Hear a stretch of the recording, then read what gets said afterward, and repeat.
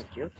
Hope my screen is visible and we can start the lesson.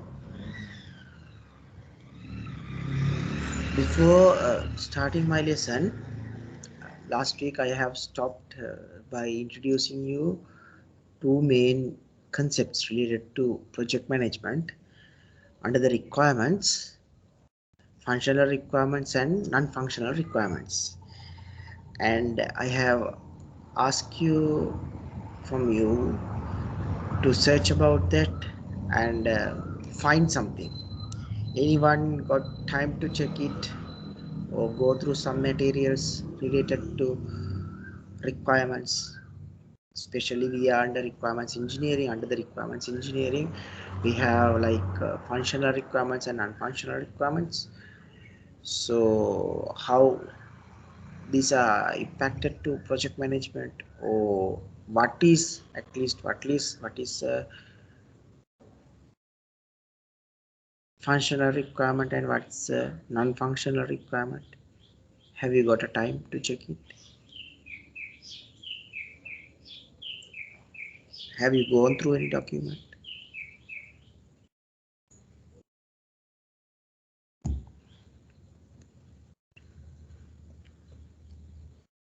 Anyone like to comment on this? Anything that you want to add to me if you have found something?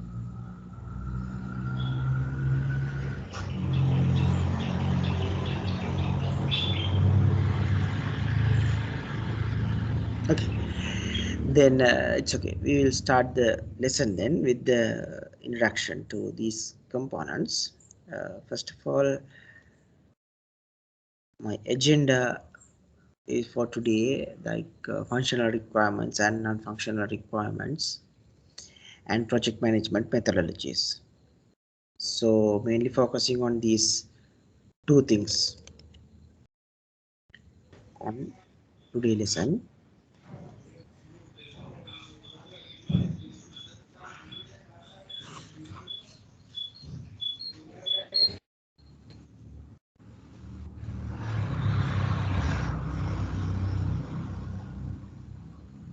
Right. So the functional requirements defines the basic system behavior. What's a functional requirements is requirements are, or what's the requirement is a basic system behavior. Now this is the activity or the action happening in a system. Some examples are calculations, data input, business processes, likewise. So imagine a system that you are almost using. I'll get an example like Facebook. There are a lot of functional requirements available. What are the functional requirements in the context of Facebook? There are a lot of calculations are there. Once you go for your chat list, you can see there's a calculation. If a person is added, there's the number is increased. If the people are removing, the calculation would subscribe and get the reduced number of people. And likes, how many likes, how many comments are there? These are simple addition and subtraction, but these are calculations. Now this is a functional requirement. Not only this calculation, there might be data inputs. What are the data inputs in the same context? You should be able to comment to some sort of comment that you should like to provide. It might be a visual comment, it might be textual comment, whatever the type of comment, or it might be some reaction. Reaction means you can have a like, or you can use an emoji as a data input, or simply you can upload your status. That also a data input. So there are a lot of data inputs available for a given system. So you should find what are the data inputs. under the functional requirement. Business processes.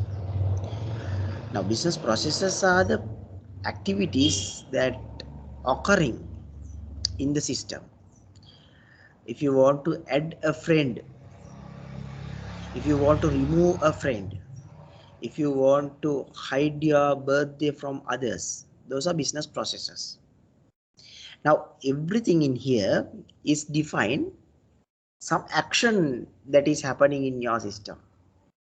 You are interacting with the system by using these functional requirements. So the functional requirement is a requirement or a behavior that is interact with any of user. It might be yourself or it might be Facebook admin who is controlling some situations. Lot of system behaviors are available for any given system. You may think about small game or your mobile phone game, or it might be 3D game, or think about banking system, insurance system. Everywhere there are a lot of activities that we want to do. What are the activities? What are the actions performing in the system? What's a functional requirement is? It's the action happening in your system. Now, today or not, if you get any scenario, you should be able to figure out these functional requirements. What's the function? What's the activity happening in the system? It might be a calculation, it might be a data input, it might be a business process, or it might be some another kind of situation that interacting with the system as a function. So this is not the exact same three. There might be lot. You can find lot of situations happening in the systems. So that's a functional requirement. Now we will get an example for a functional requirement. The system, this is a login system. Let me explain this one. The system requests that the actor enter his name and password. Now, this is an action. What is the action? Enter his name and password or username and password. This is the action. This is the requirement. What is this requirement? This is the functional requirement. If the user should not able to enter the username and password, then none of thing is valuable. Clear? Now this is one functional requirement. Then the actor enters his name and password. So now we have given a chance, or we have described there should be a place to enter username and password or the name and password. Then this is defined already. Now again there's a statement, the actor enters his name and password. Now this is a user responsibility. This is a user responsibility. This is not a functional responsibility. You have to clear these things well. Now the actor or the end user enters his name and password. We have given a chance, we have given a space. Yes, this is a functional requirement. This is a functional requirement. Functional requirement is the system, the requirement that defines in the system. Now in here, this is not a requirement for the system. That is the requirement for the end user. That is his responsibility to enter his username and password. This is a user requirement. Now you should clear these words well. And there's another statement. The system validates the entered name and password and locks the actor into the system. Now there are few things that discussing. System validates this is an action, this is a function. System validates, that's a functional requirement. Because if the username and password, whenever user enter a username and password, system should validate. This is a validation process. This is a functional requirement.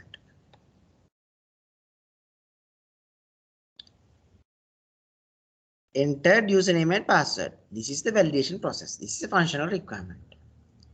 And locks the actor into the system. That means if the user is telling about correct validation is success, then this person redirects to the home page. That is another functional requirement.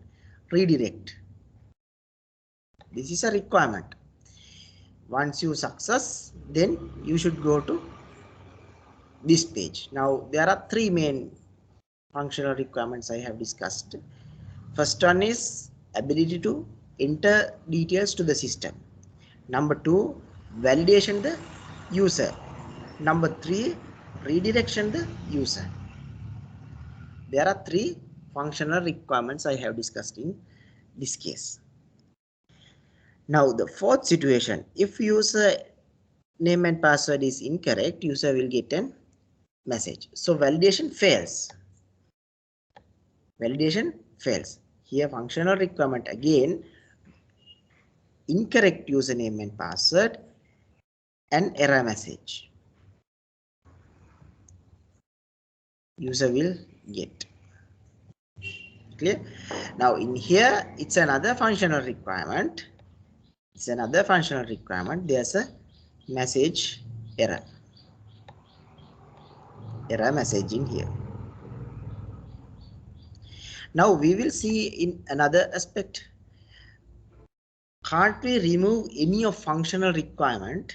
Can't we remove any of functional requirement to make the system run as this state, or that the functional requirements we have defined? That means if we remove a functional requirement that is defined in here, is there any effect, or shall we remove?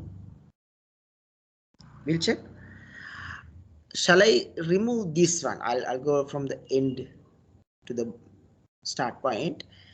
If I remove this functional requirement, think it's function 1, this is functional requirement 2, this is functional requirement 3, this is functional requirement 4. Now there are 4 functional requirements. I hope you are clear about these 4 functional requirements. Now what I'm going to do, I'm going to remove this functional requirement. This functional requirement is not in the system further. Now what would be the result? User enter the username and password, validation is failed. System would stay as it is because we have removed this functional requirement. Now you are clear, we can't remove this functional requirement because user should know the system, the entered username and password is incorrect. If you remove this functional requirement, user is waiting and thinking there's some system issue. Okay, I'll remove another functional requirement. I'll remove this functional requirement. If you remove this one, validation is success, user entered the username and password, and there's nothing, and user stays in the login page. Is that a good solution or a good product? You have entered your username and password and you stays in the same page. No point. There should be some change in the system. So we can't remove this one also. We can't remove this one also. We have to keep this functional requirement. If there's no validation, function 2, validation number 2, or functional requirement number 2, this one. If we remove this one, this functional requirement, then again there's a problem, because user can enter anything and log in into the system. That means There's no need of this login function. Obviously, last point, the functional requirement 1. If I remove this functional requirement number 1, user would not be able to enter the details.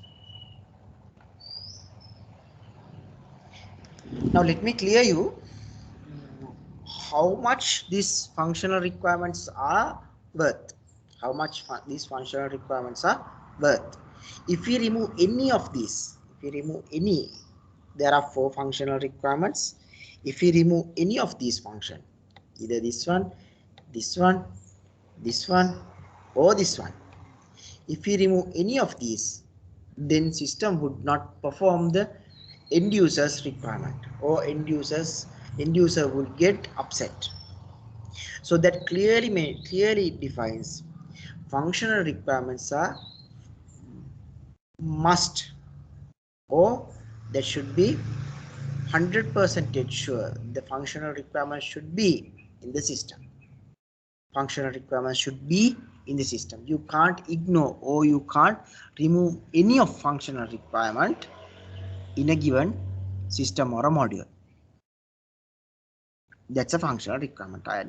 I believe now you are clear about how to understand a functional requirement and the value of a functional requirement, how to understand there's an action performed by the system, not by the user.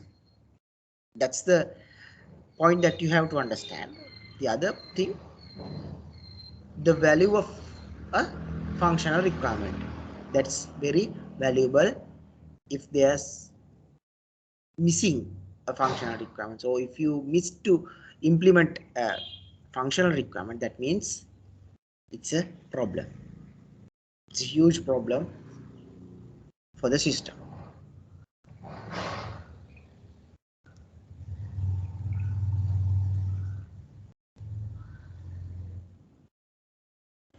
Now, this is the standard way of defining a functional requirement. Usually, we are following this mechanism. Actually, it depends on the system, business. Some business people would use some different templates, but for a simple document, if you write functional requirement number 1, system should allow user to enter username and password. System should allow enter username and password. Number 2, system should validate the username and password.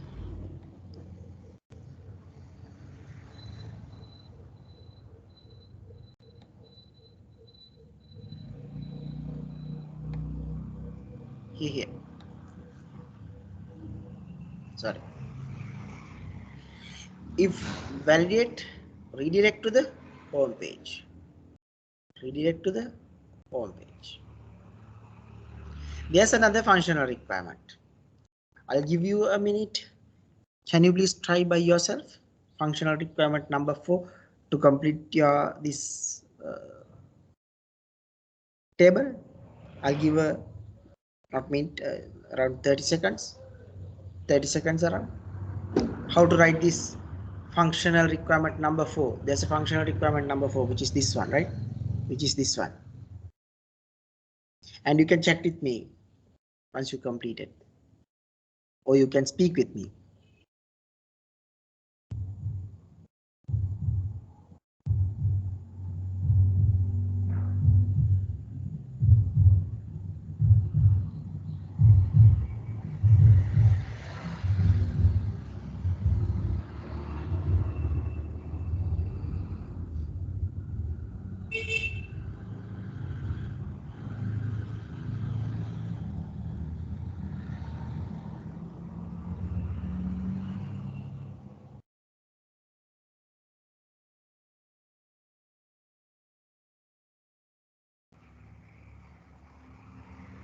Yes.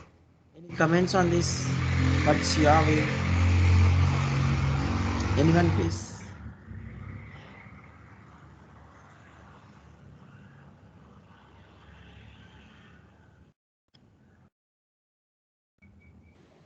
System indicates an error message. Yes, perfect. System indicates an error message. That's the function. It's a perfect answer.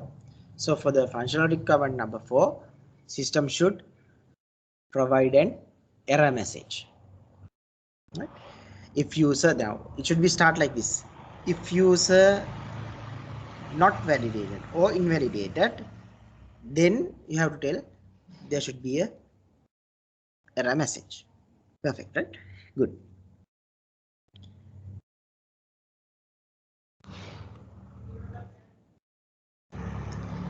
Now this is another example, so you can read this story or the scenario. I'll give around 5 minutes. Actually this is not getting 5 minutes, but for you this is sometimes it might be the first time. I'm not sure what is your background. I'll give 5 minutes for you, and please create that functional requirement table. This one, this table, this is the functional requirement table, right? This is the table. Please you can use Excel or you can use paper and pen or any other convenient way that for you. Write the functional requirement chart or the table, and let me know your functional requirements. What are the functional requirements that you have understood, and how you are going to write these functional requirements. I'll give around, actually 3 minutes it's more than enough, but I'll give 5 minutes for you, and you can send me via chat or you can email me, anyway, any option that you like. I'll give 5 minutes for you, then you can understand well this situation.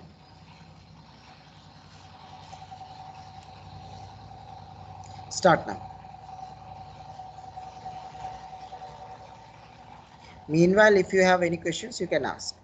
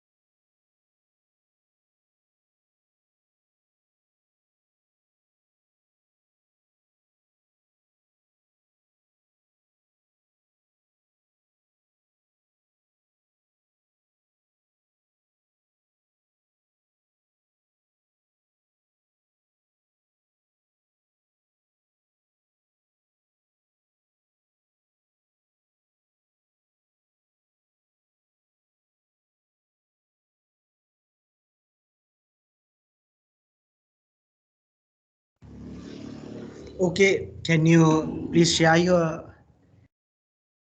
answers? You can tell.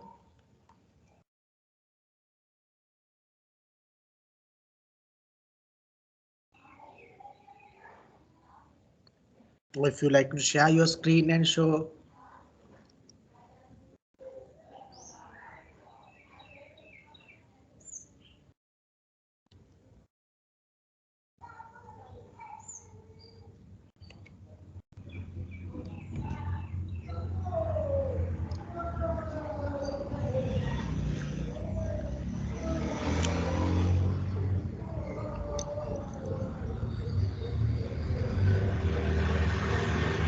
Okay, let me show you how to identify these things. We'll read this story first. Teachers have to create course. Now this is a story or scenario for an online course management system. Now teachers would create the course. Create the course. Once the teacher creates the course, then the teacher can start upload course materials as video files. Now there's an upload. The file should be, the course materials are video files. Create an online quiz. Create an online quiz. Now the teacher should be able to perform these activities. This quiz should be a MCQ quiz. It can have, now this is MCQ quiz, and it can have multiple choice, should be questions.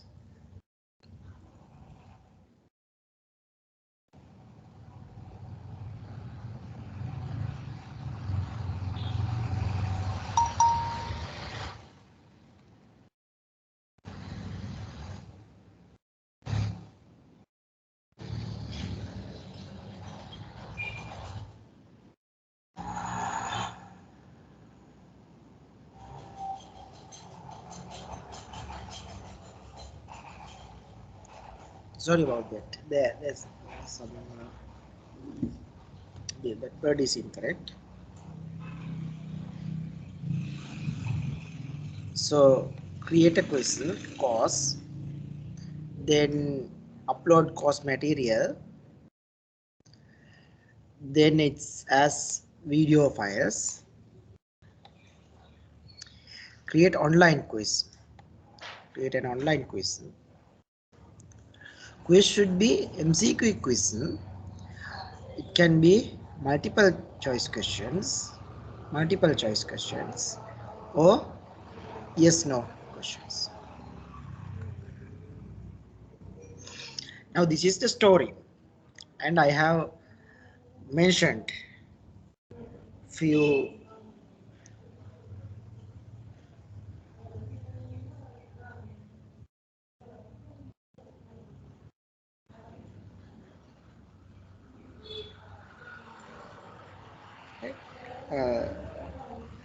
there are few things.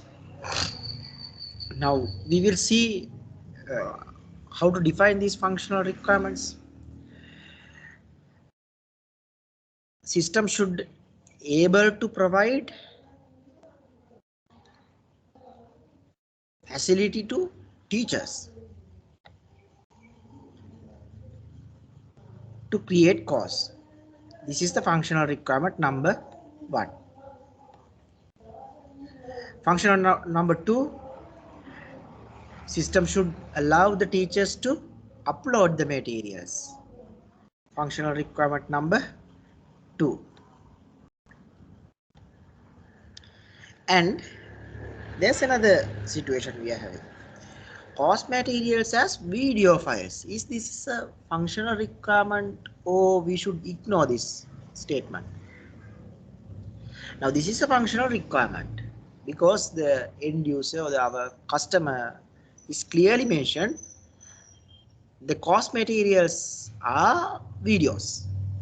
So what we can do is we can mention this as a sub function.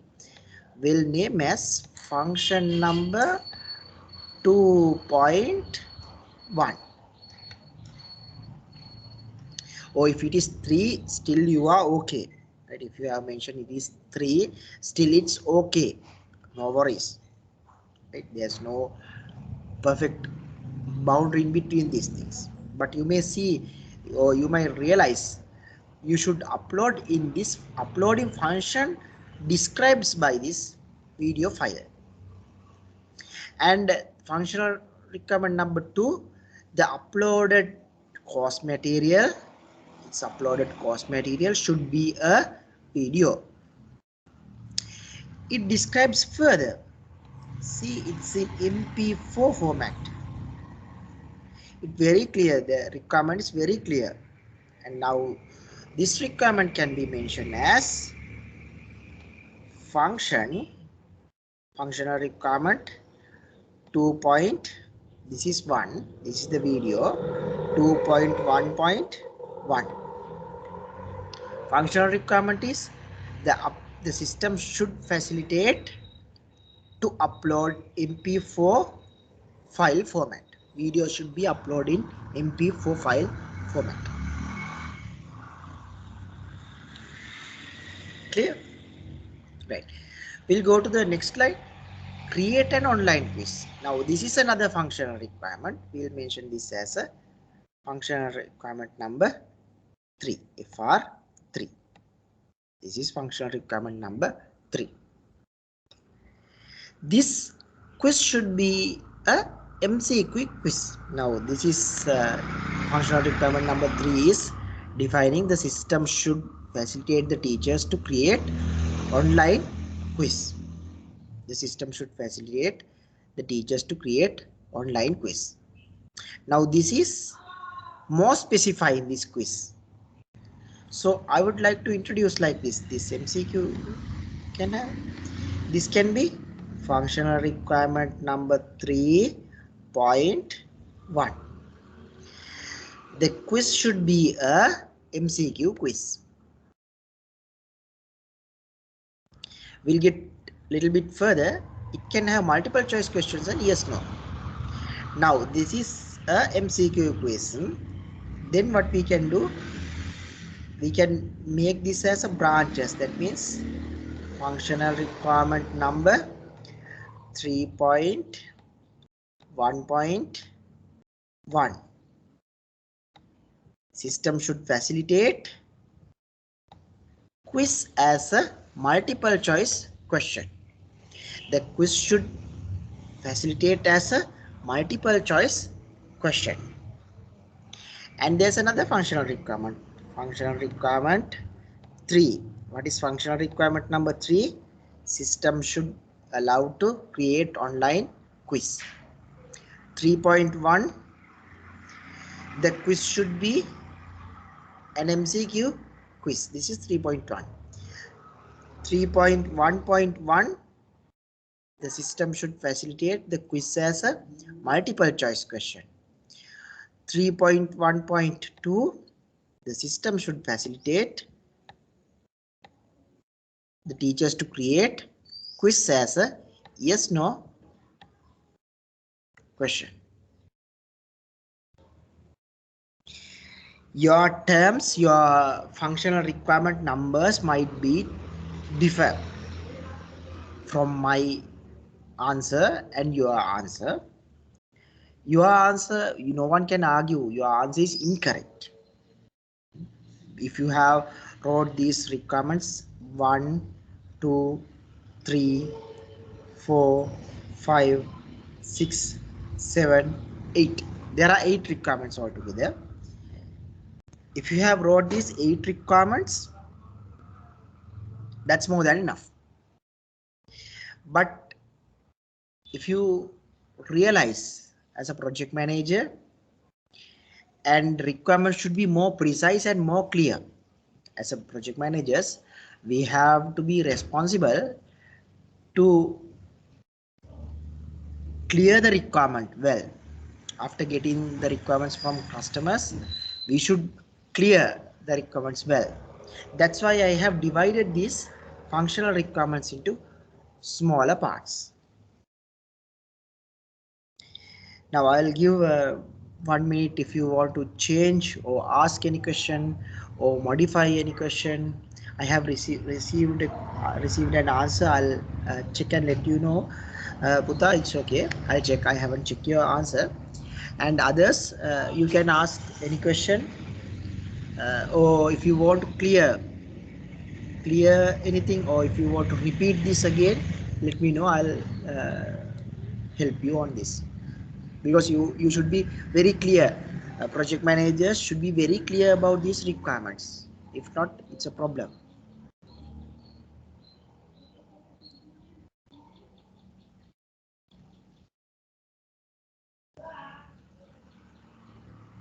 If you have any question, or if you want to get this information into your document, I'll give a minute.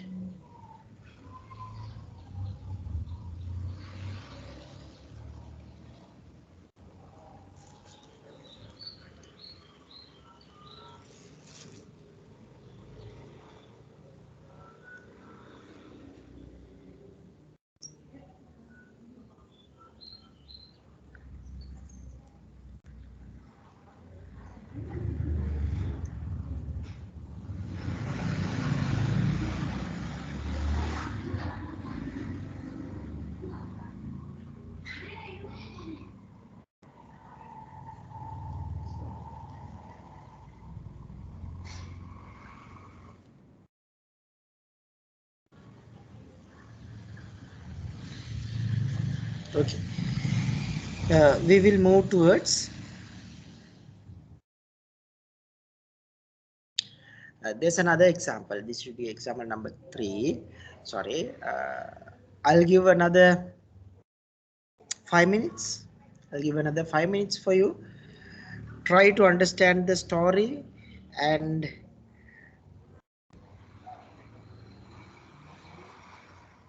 try to come up with the functional requirements. Now you are much clearer than the previous one, so try to complete by yourself.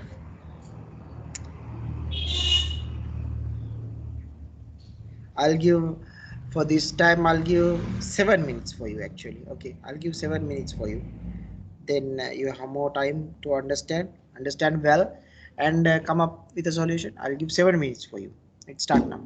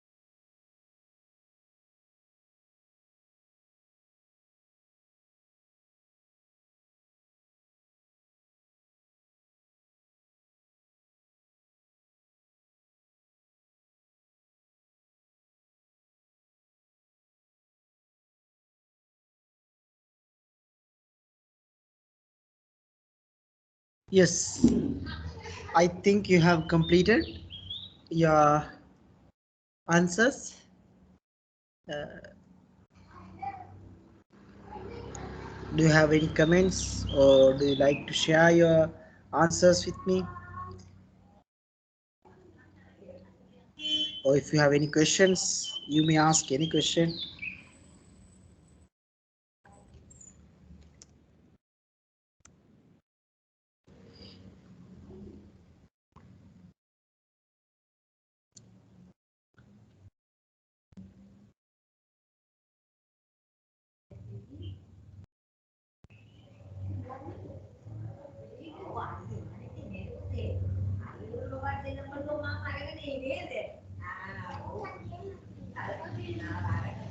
Okay, let me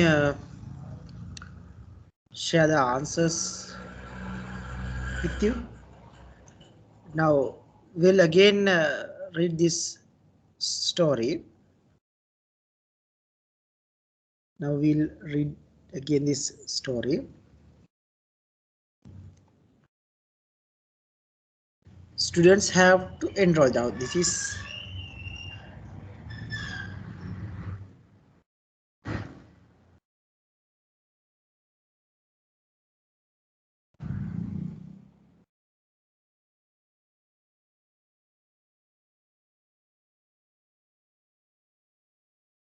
hope you can hear me, right?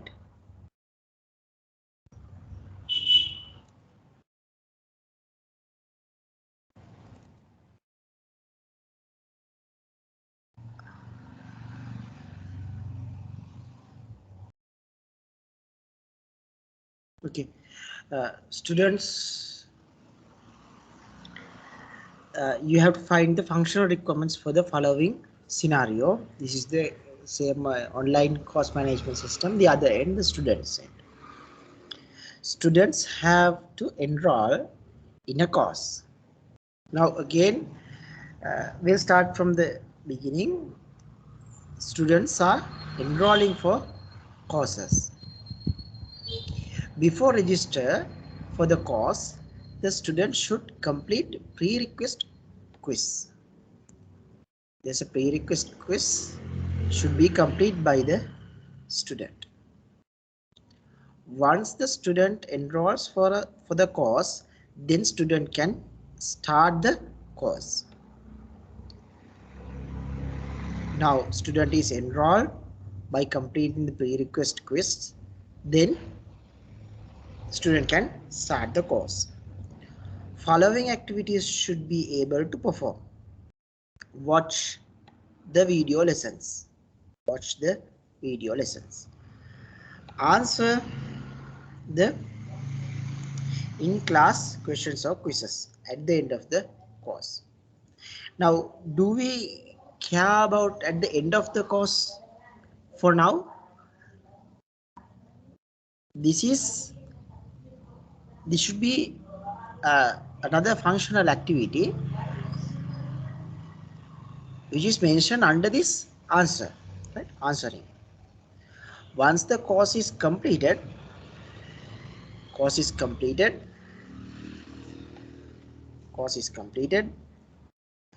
the system should provide a certification of completion.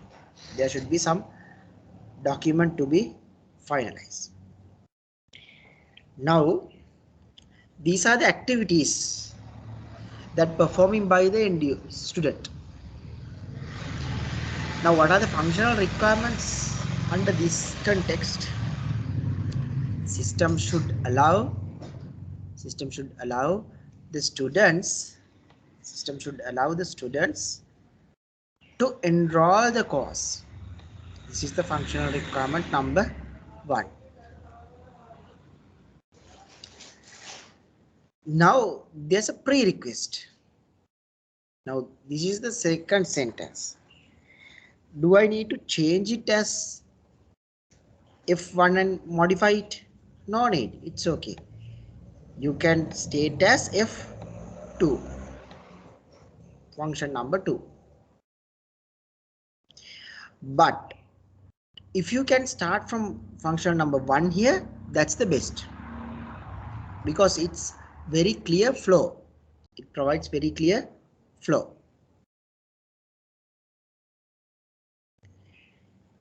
Once the student enrolls for the course, that means this F2 is completed, F1 is completed. Now it's a sequential activity.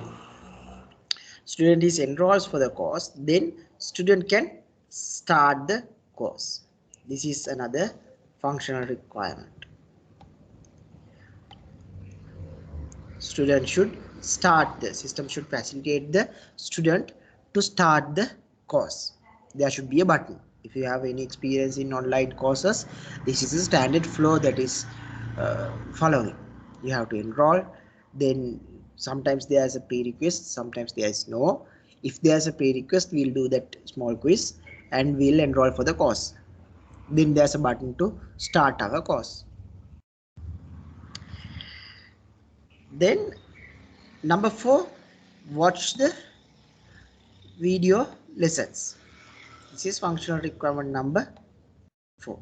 This is functional requirement number 4. Answer the in-class questions or quiz at the end of the quiz. Now there's answering mechanism. What we can do is, we'll answer can be a sub activity. We'll define these as main functional requirements. I have skipped last time to understand well. Now if you get functional number 5,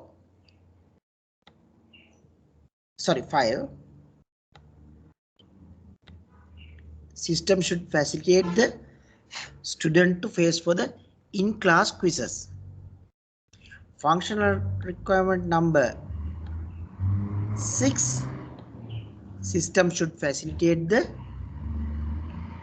student to face for the quizzes at the end of the course.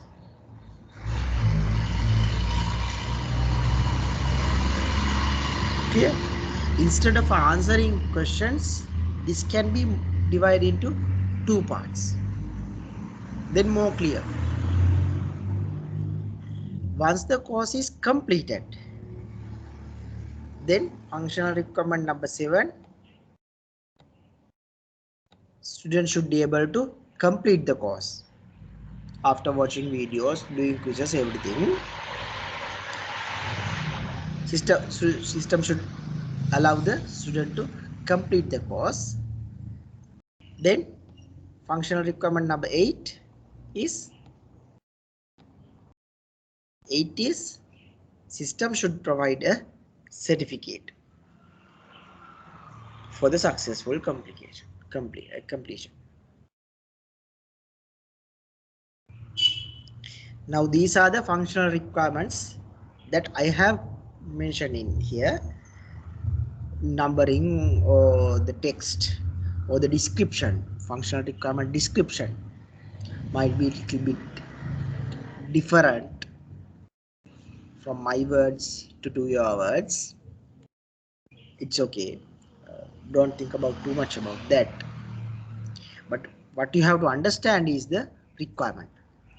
Now whenever you sit with the project management team, especially once the project is starting or once there's a client meetings are there, we have to very clear and precise of the requirements,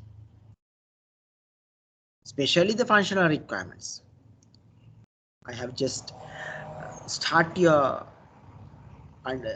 thinking about these functional requirements. You can deep dive up to the extent that you like, but this is the basic understanding of the functional requirement. If you have any questions or any doubts that you want to clear, please let me know, then I can clear you. I'm not sure whether you are doing with me or not, so please be with me, then it's worth for you actually.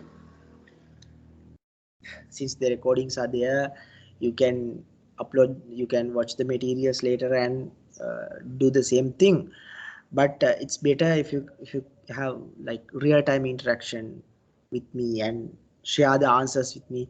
I have seen one answer very nice, very clear. Really appreciated that student. And others also can send emails to me, or you can chat with me, or you can directly ask questions with me, and you can share your answer scripts. If you are gone incorrect, then I can fix you. I'll keep this screen for like 30 seconds around, to if you want to write something, or I'll answer. I'll go to the chat. Is there anything?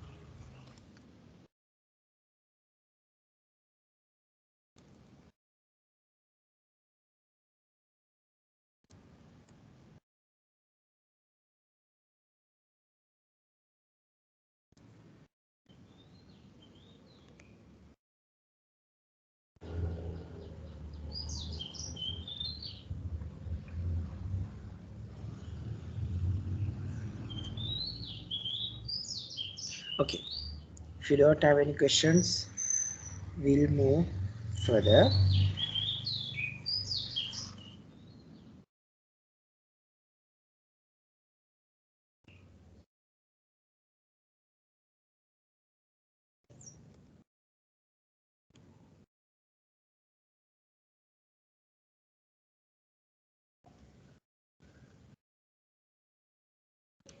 Non-functional requirements.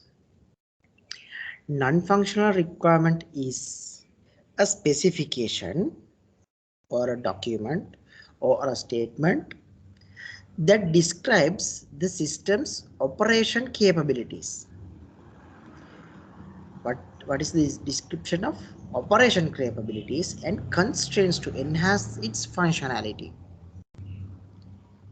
Now, non-functional requirement is mainly focusing on the operational capabilities and the constraints to enhance. We will see about what are these things. Now, what are the types of non-functional requirements? Requirements are availability, capacity, speed, scalability, security, reliability, recoverability, etc.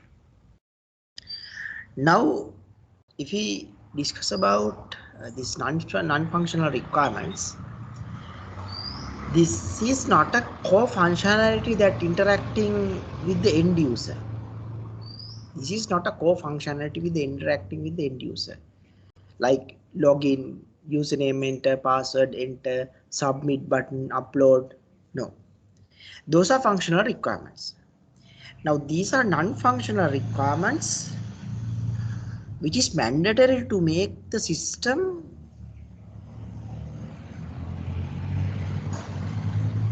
to provide rich experience for the end user. Now, if the system is very slow, you might like upset. Think if you want to log into a system, any given system, not because of your network slowness, but because of the system slowness, very slow. The one page is loading very slowly. The other page is loading very slowly. You will get upset. But if it is mandatory, think it's a mandatory website, you have to fill that. You might wait, right? You might wait. Because of this speed, you won't get out from the system. If your username and password is entered correctly and it's not allowed to your system login, it's a critical scenario. That's a functional requirement. You can't remove it. You have to concern it thoroughly, deeply. These non-functional requirements are like extract same. These are very valuable if that is the system is not secured. I'll get an example. If you are using an e-commerce application and you are purchasing an item, you have entered your credit card details and you are going to purchase. Functionalities are perfectly working within even nanoseconds. Once you click the button, it's working with the highest cutting edge technologies are there very well, and it's implemented rapid, very interactive, very nice. But think, if someone is in the middle and extract your credit card details, it's a problem. It's a problem for the everyone, not only the end user but for the system owners also, because it's leak you have responsible for someone else privacy. Functions are working perfectly, but if non-functionals are not concerned, then it might be a problem. The same description, availability, system is not available, system is always down, a given system is not working well. In any given time, if you are logging, it crashes time to time, then it's not working. Reliable, unreliable system is crashing time to time, unreliable system. You may get upset, but functions are working perfectly. And capacity, there's a specific capacity for your system. After that capacity, you won't do anything. I'll give an example. If you are using Gmail, probably there's 15 GB free space. Now think, if it is increases, now you want to store 20 GB, system would not allow. Functional requirements are perfectly working. You can upload the documents, you can send the mails, you can store the details, yes, but after 15 you can't do anything. Now you will get upset, right, again. But if you want, what's the current situation in Gmail? They'll automatically allow you to purchase some additional space, storage, even for a cost. Now everything we can't give free of charge, right? Even for a cost, we can increase the capacity according to the customer's requirement. Even for 100 GB or a terabytes or few terabytes, it's okay. Gmail would provide. The capacity can be increased and decreased according to our requirement. So these are the non-functional requirements. These are not the functionalities. These are not the activities mainly involved with the system. But to make these functionalities perfect, we want to integrate these non-functional requirements. So what's a non-functional requirement? Non-functional requirement is a requirement that is supportive or enhance the user experience for a given functional requirement completing in the system. The functional requirements, once we completing all the functional requirements, the underlying or the infrastructural level, we have to think about these non-functional requirements. That's system level, or it might be just a single function. Think as an example, if you want to create a username and password, and this username and password should be entered for two boxes, and until user enter a password, the text box is red color. The text box is red color.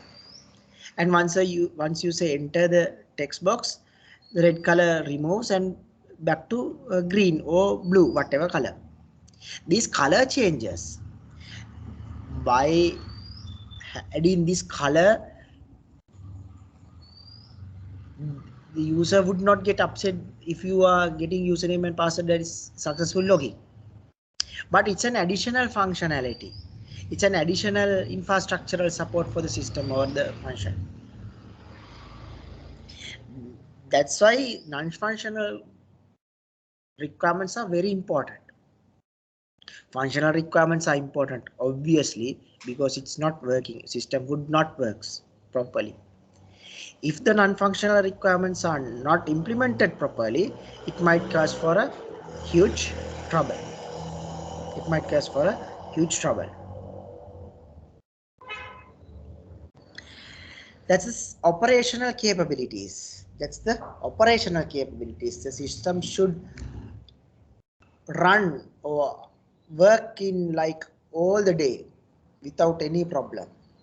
Constraints. What are the constraints that now you are like working as a general user, or it might be an administrator. There are different constraints are there. So these constraints are defined like user and administrator both can log in. There's a login system. But if we get to more deeper dive, we may see there's a non-functional requirement specifically for this administrator to some extent. These are the non-functional requirements. Now you are clear about functional requirements and non-functional requirements, as well as the criticality or the importance of these non-functional requirements. If you have any question, please let me know.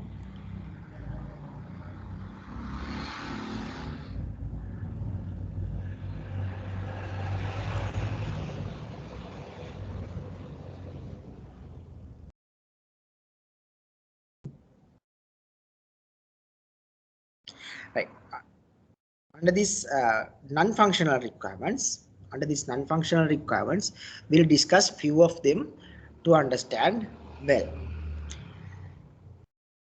Availability or high availability. You may see this word, high availability. The system is operating properly when it's requested for the user. Now, what is this availability means? System is available for use. System is working at any given time once you log in. Now, do you notify to Facebook, I'm logging to Facebook today at 1 p.m. or are you using your any other application and you are mentioning I'm going to log into the system in this time, so please allocate. No, that is not the scenario. Any given time, if you want to log into Facebook, or any given time if you want to watch a YouTube video, you just jump into the system and do whatever you want to do. If you want to update your personal profile, you just log into the Facebook and update your personal profile. It's available at that time. Any given time in the world, any other person is logging into the system. In any given time, system is working. That's the availability. Now, calculating availability is very important, especially once it comes to high available system. If you are telling your system is high available, you should know what is this availability, how to find. Now, none of system can work 100% perfectly. That's the scenario. There are a lot of techniques to avoid system breakdowns. There are system maintenance requirements. That kind of things are there. There are a lot of techniques and tools are there to avoid the end user to work with the system without that interruption. Now you know systems are maintaining. Usually there are a lot of maintenance time is there, but there are automated tools to reduce this time, and there are different techniques are there. End user would not realize any changes in the system. End user would realize the system is running perfectly. So that's why we want to think about this availability. We have to maintain and we have to do everything while system is running. Now what is this availability? Downtime per year, downtime per month.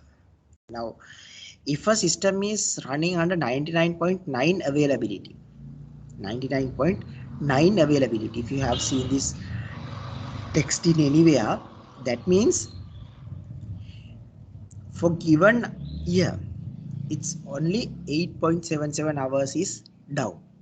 That means system is not working per year. For the entire year it's only 8 hours, and for a month, for a given month, it's 43.83. For a given month, for a given month it might be 43. Sometimes now you might realize if availability is 99.9, still there's 43.83 minutes downtime per month. That means system can be closed for around nearly more than 1.5 days. System is not working. Sometimes if you are using Moodle or some another system, they are mentioning due to the system upgrade, this time you want access to the system. If you have read that message forever in any time, that means system is going to down. This is the downtime, that time they are mentioning. This is pre-planned. This is pre-planned usually, especially like system upgrades and system modifications. They are specially telling next July 1st or the August 1st from midnight to 3 a.m. system would not work.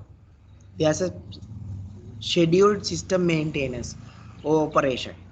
At that time you might get interruptions. Sorry for the inconvenience. Have you ever experienced that? That's the availability. Now at that time system is not available. Now what should be the target? Your availability should be more high. That means your downtime should be low. Now we will go to the next one. 99.95. For a year it's 4.38, and per month it's 21 minutes. It's nearly, sorry, this is for just for 1 hour, nearly 1 hour. For here it's nearly half an hour. Sorry for the last time. This is not days, right? This is minutes. So it's like half an hour per month. Here 99.99, that means for the entire year it's less than 1 hour. For the entire year, any given time you can log, there might be interruptions only for 1 hour. Per month it's 4 minutes. If it is 99.995, that means it's around 26 minutes per year and 2.19 minutes per month. For any given month, you might feel like 2 minutes of system is not available.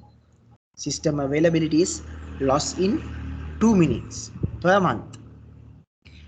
Now if it goes to 99.999, there might be more and more.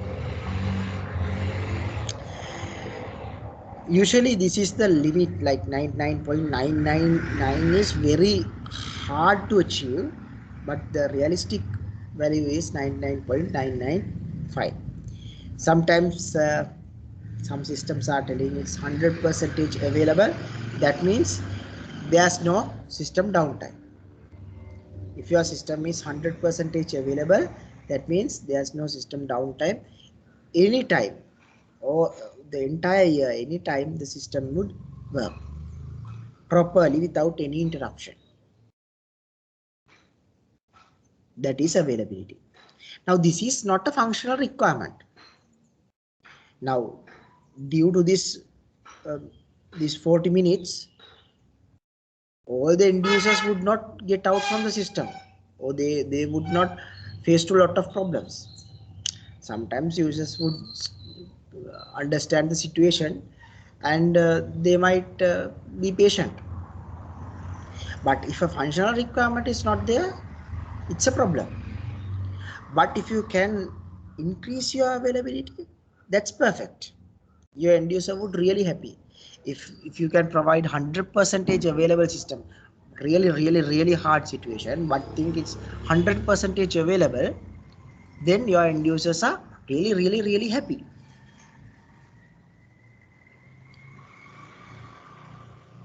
That's the overview of availability or high availability. Now it's high available. Now you may see it's high available, right? That's all about availability or the high availability.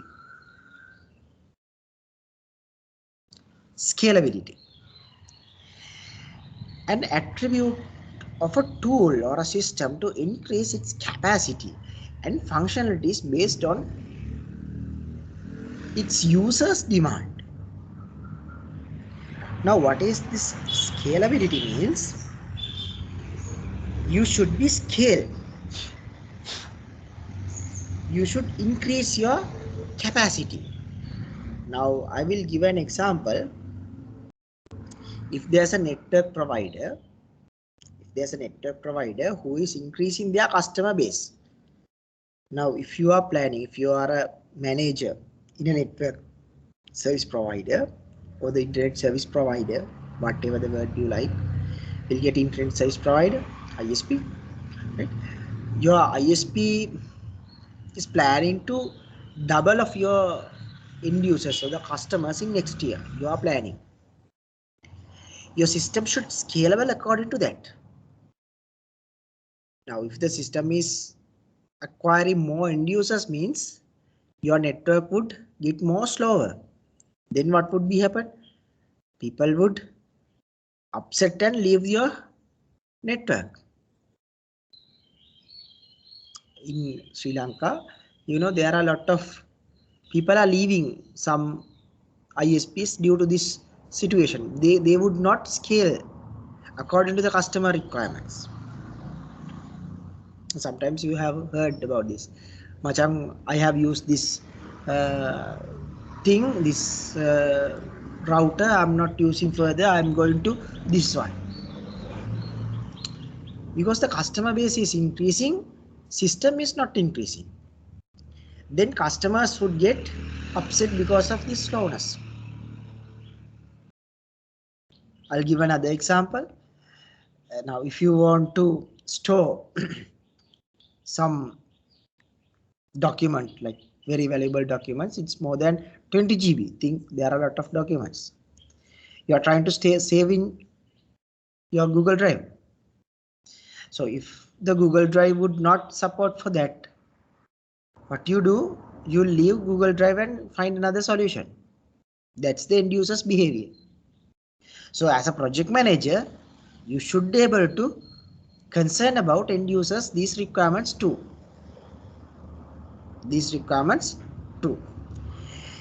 Increase its capacity and the functionalities. Now what are the functionalities? System should scalable. Scalable means, now currently you have a function like 5 functions. You have 5 functions in your system. Think it's a small library management system and you have like just 5 functions. Borrow a book, return a book, find, likewise few functionalities available. But now your university is planning to expand this library system to integrate with IEEE Explorer or some another reputed journal, another reputed book publisher. They have like join together, and now you want to scale it. You want to increase the size of your capacity, not the physical capacity, but the digital capacity. You should be able to provide, or you should be able to support, your system should support for this functionality. That's the scalable system. Your system is scalable. It can increase and decrease according to the end user's requirement. It can increase and decrease the system according to the end user's requirements. What is decreasing? Now think you are you have handled a huge software company or a company which is using a paid storage to store your videos. Now you have realized it's like huge cost. I would like to use YouTube instead of this huge cost. And think like your company, you have asked from the company, currently I'm paying for this amount. From next month onwards, I don't want this much, like 100 GB currently you are using. I don't want 100 GB. Please allocate only for 5 GB from next month onwards. I'll remove the 95 gigabyte data storage from your service, your storage.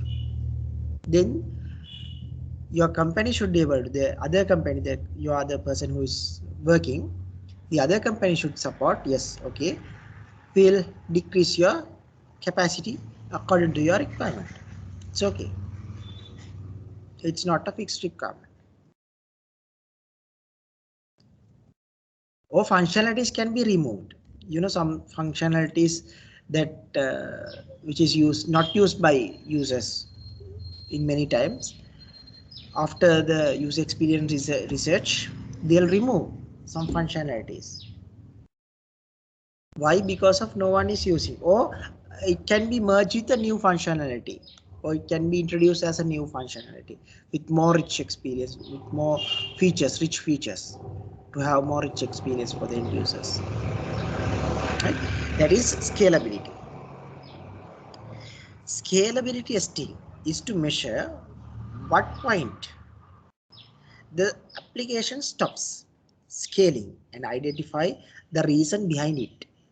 It means scalability testing is the testing of a software application to measure its capability to scale up or scale out in terms of any of its non-functional capability. Now, to confirm this scalability, now previously the availability we have tested by the time, how much time the system is using, how much time the system is required. But in this case, the scalability can be tested based on the testing. At this point, we'll scale the system up to some extent, we'll increase the scale, and we'll test where this scaling is breaking, where the system is breaking. That is the scalability testing. This is under the performance testing. And scalability testing is finding the maximum scale for this given software.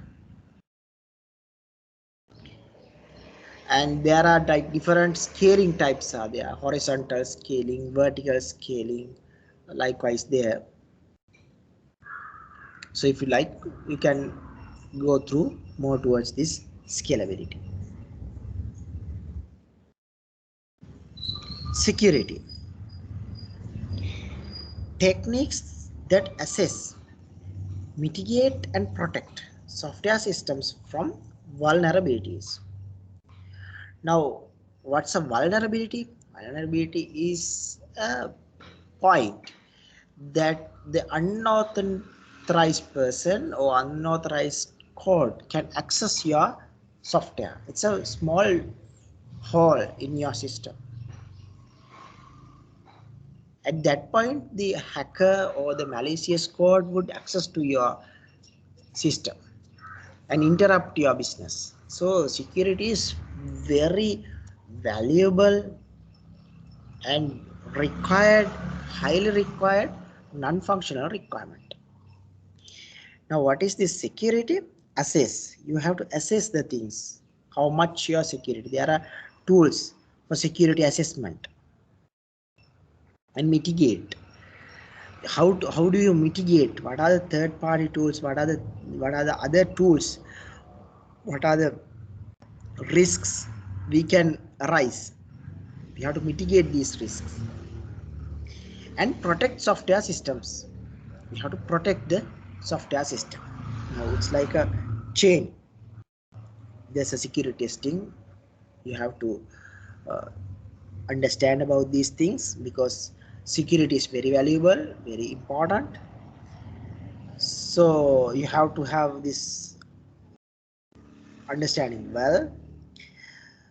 This circle, this small circle, is providing an overview of this security cycle or security testing. Once you define the scope, then information is gathered, then planning and analysis would do. Then vulnerability detection. This is like common structures. Probably you have heard these things. In here, vulnerability detection is detecting the places that would explore to the environment, or this would be a place that can exploit by a malicious software code or a piece of code, or might be a hacker or physical or human. This vulnerability should be detection. Then penetration testing. You have to test this is penetration testing, is the security testing. This is a testing type, and this is the penetration testing. Then performing report and analysis, then remediation testing. This is another testing whether that problems are solved. You know, if you are doing an e-commerce application or any other application, it might be a small website. There are other people who want to disrupt your business. They might find your security issues and attack to you. Your system functionalities, your functional requirements are perfectly working. But unfortunately, if the security is not there, unauthorized person can access your system and disrupt your business. So what you have to think? You have to think about security well. You have to think about security well. It might be the perspective of the entire system, or it might be the perspective of different components like database security. You have to separately think about the database security, how the database is secured, or network security, how you provide the network security when transferring the data packets here and there. Likewise, you have to think about these well. So this is another non-functional requirement and very valuable requirement. Maintainability, it's very simple. Maintainability is how easy it is for your system to be supported, change, enhance, and restructure over time. Now it's the maintain. You should be able to your system according to the requirements. It might be changed, or your system is changing for something, or it might be some sort of an enhancement. Now you know, time to time user interface is changing in many websites to make the users to fresh view. In that case, your system should maintain and restructure. It might be able to restructure. Now currently your system is not using that hamburger icon for the navigation bar. Then you can restructure your system user interface and add the hamburger icon. What is that hamburger icon? This one, right? I think you have in your mobile phone, especially your mobile phones, there are 3 lines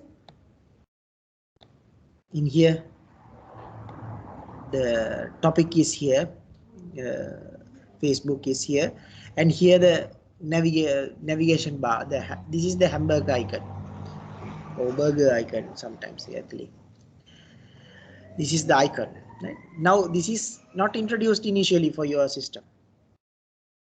Now what you are going to do, you are introducing this one. So your system should maintain. It's a maintainability. It should able to provide this change to the system. That is maintainability.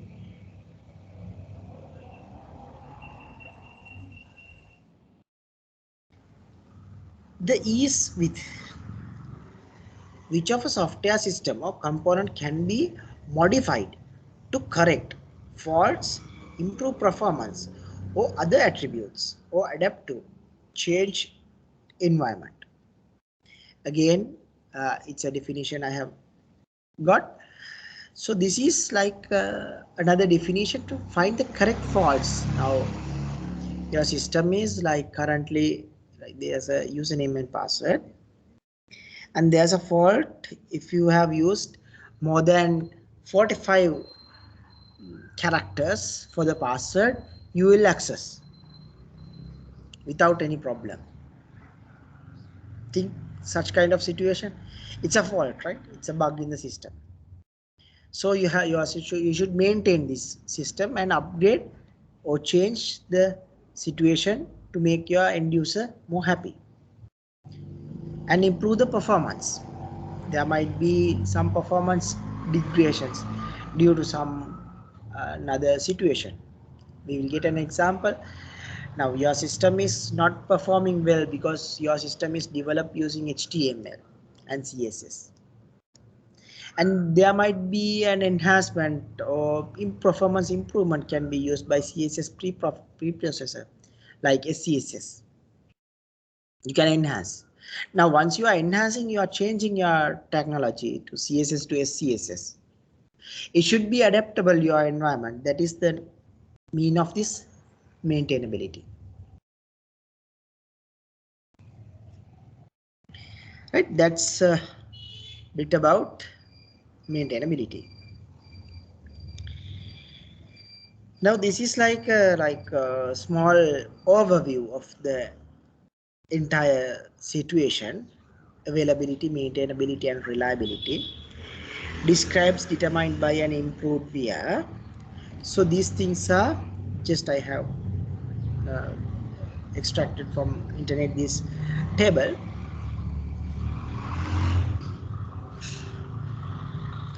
You can understand this, how often the service can be accessed. Monitoring metrics, it can be determined by monitoring metrics, and improve can reduce in the downtime. I have spoke it a little bit earlier. Maintainability, how easily incidents can be responded to. How we can determine the code base and the incident response. How to improve, eliminating technical debate, improve response procedures.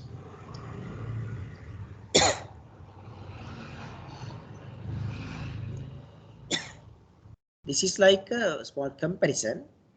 And reliability. Haven't spoke this reliability. What is this reliability? Is the user's perception of service working as expected. Your system is working as expected. Now this is not the availability.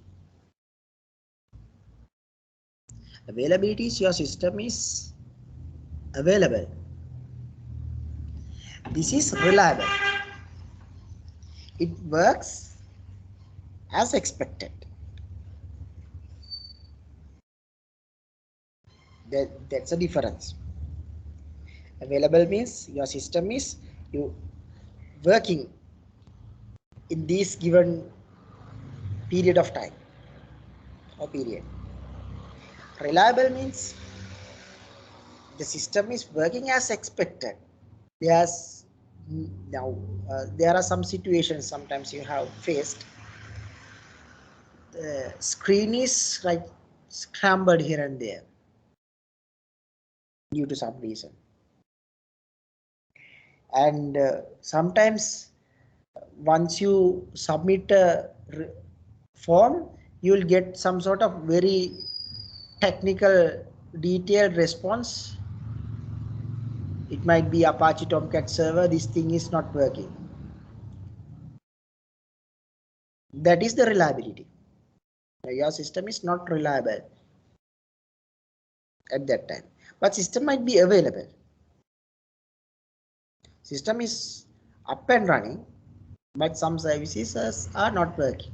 At that time, you might get upset again, and this is very important. Another non-functional requirement. Tools reflecting user impact such as slows. So we can use slows for these things. And site reliable engineering. Right now, this is very enthusiastic path or newly introduced fast growing path, site reliable engineering. You might see in this job roles now posting here and there in companies. There are site reliable engineering practices and cultural lessons. This is another this is another art and science actually. This is not totally a science, it might be some sort of art also, site reliable engineering. Now, what is happening in here is make sure the system services are working. What are these services? Like once you log in, you have a small service, a given component, a single service. It is not the entire system. If you are trying to enroll for a given system, it's a small service, it's a small component.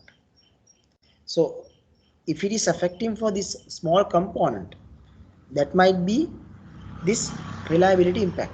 If this small component is not working, your system is unreliable system, or you can't keep, like sometimes it works, sometimes it not working. I'm not sure about that. Once you log, you will get some sort of errors. I don't know how to read these things. Once I refresh few times again, I have to start from the beginning. Have you experienced these things? That is your system reliability concept. If you are using only Facebook, you might not face for these things well because they are performing well. If you are using only YouTube, they are performing well, you might not see these errors. But if you jump into another sites, you can face these reliability issues well. I think now you are clear about these non-functional requirements, and there are two main test types. There are load testing and performance testing to test these non-functional requirements. Now, because non-functional requirements is not a requirement or the function that is running in your system, so you can't input the data and you can check whether it's working or not, or you can't check whether this function is working properly. So you have to use another set of tools to check whether the system is working as perfect non-functional requirement or not. So you can use load testing. Actually, everything under this umbrella of this performance testing, this system performance well. Under this performance testing, you can see load testing, stress testing, lot of vulnerability assessments like penetration testing. Likewise, lot of testing types are there for non-functional requirements. And if you are planning to move towards in testing job role or software tester or test engineer, so this is a good thing to learn well about this load testing, stress testing kind of things. Right. Now I have given another story. I have given another story. So this story or the scenario contains both functional requirements and non-functional requirements. Now you have experienced how to write the functional requirements. What you do, functional requirement 1, then the description. Same, you will add some sort of functional requirements. Now how to add these non-functional requirements? You just extend the same one, same table, then non-functional requirement 1. Then you have to tell the system should perform availability 99.99 uptime. Functional requirement number 2, the system should reliable under these things, and this system should expand the storage capacity in any given time from 15 GB to 1 terabyte. Those are scalability related, or that's a non-functional requirement. Likewise, this story contains functional requirements as well as non-functional requirements. Functional requirements and non-functional requirements. So what you have to do is you have to write a complete table of functional requirements and non-functional requirements in this story. Once you complete, you can share the story with me. Since it's like another additional component, I'll give around 10 minutes.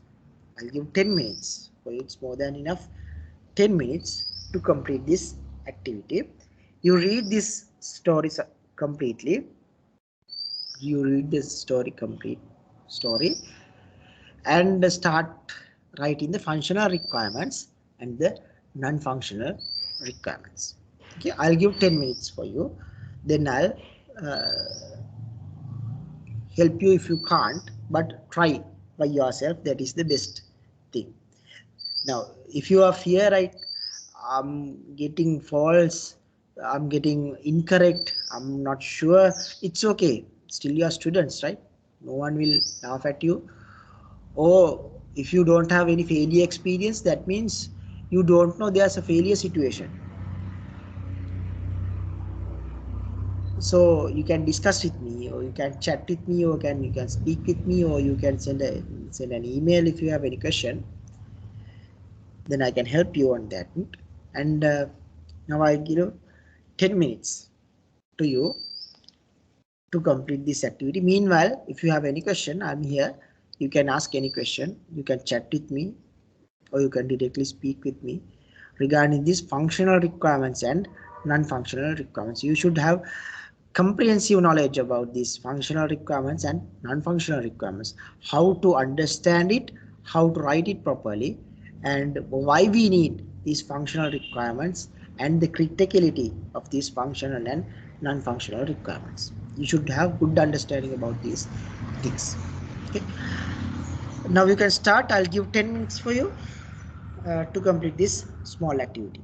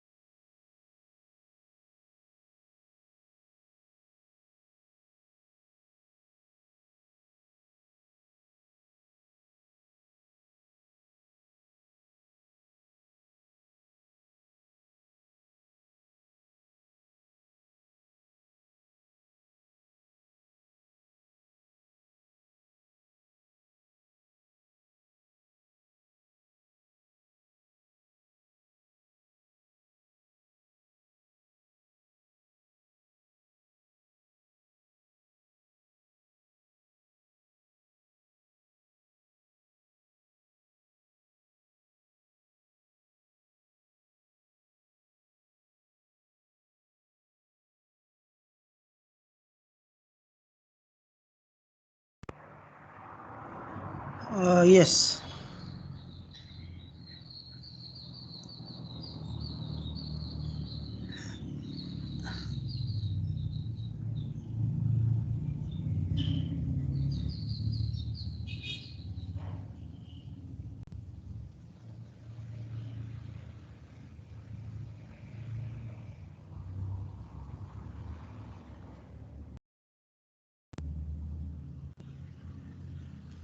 Do you like to share the screen or?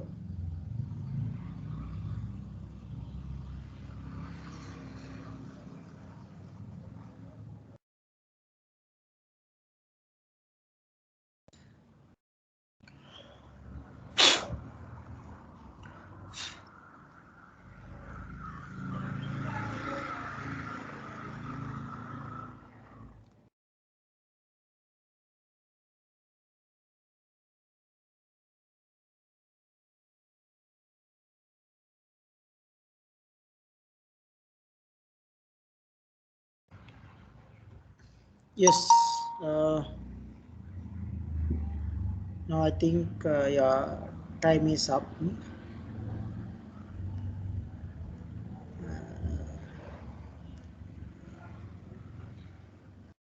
Do you have any questions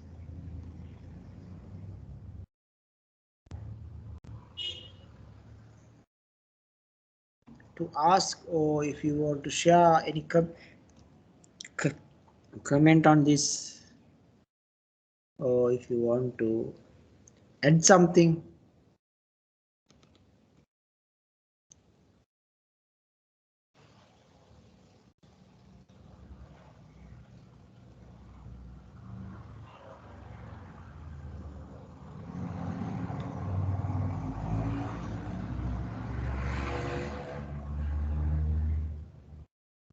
I think you have understood the uh, entire solution. Uh,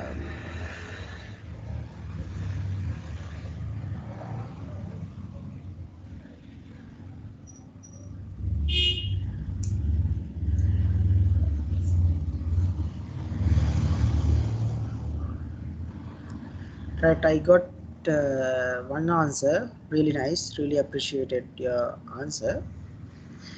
And we will see how to understand the functional and non-functional requirements from this story.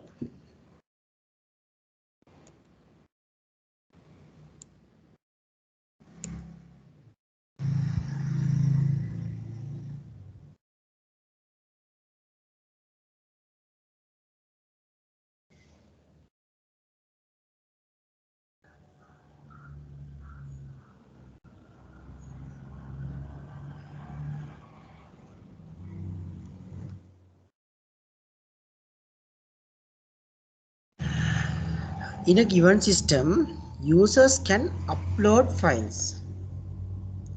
Users can upload files, video files. Upload video files. Upload the video.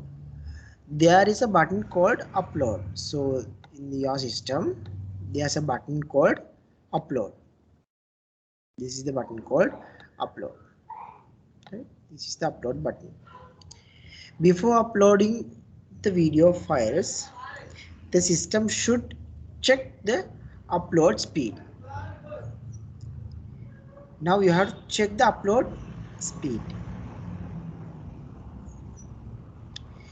If the upload speed is slow, then the system should show a red color outline in the upload button. Now what is that line is for? So before you performing any upload, you should check your network speed, your internet speed, upload speed. If it is slow, this button, the outline of this button should be in red color. Outline should be. If the user, if the upload speed is high, the system should display green color outline in the upload button. Now your your network speed is high, then your button is outlined with green color. Same upload button.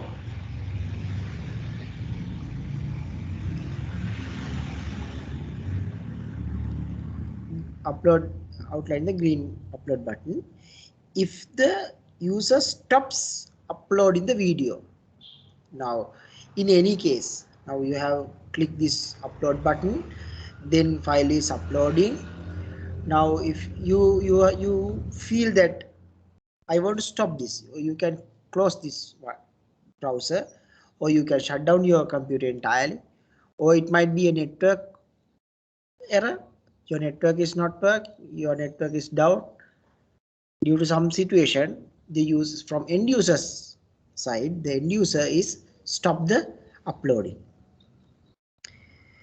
The system should keep uploaded part in the system database. Now there's a small part, even if you have started, there's a small component, it might be 1 megabyte or few megabytes stored in your database. It's stored in my database, right? Stored in my database. System upload, system maintenance has to minimize, hence the system should available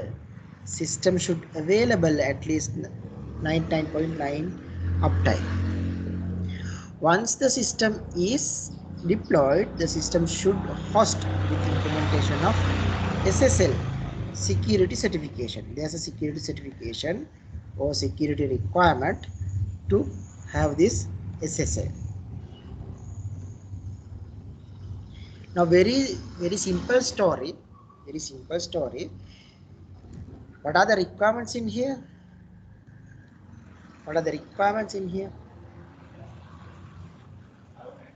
Yes, user system should allow the end user to upload video files. This is your functional requirement number 1.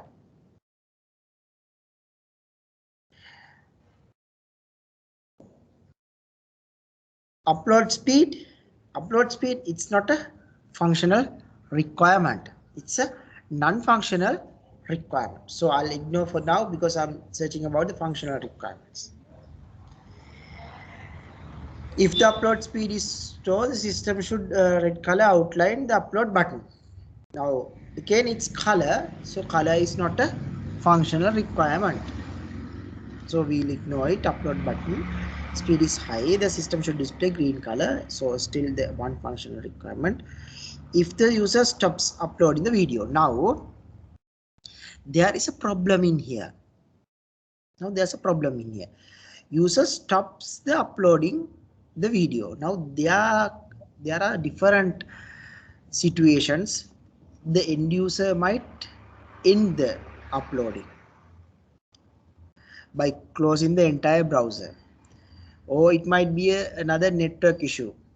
Different situations from it is stopping from the end user. But for now, we have to assume the requirement is not clear. We have to get an assumption there's a cancellation button.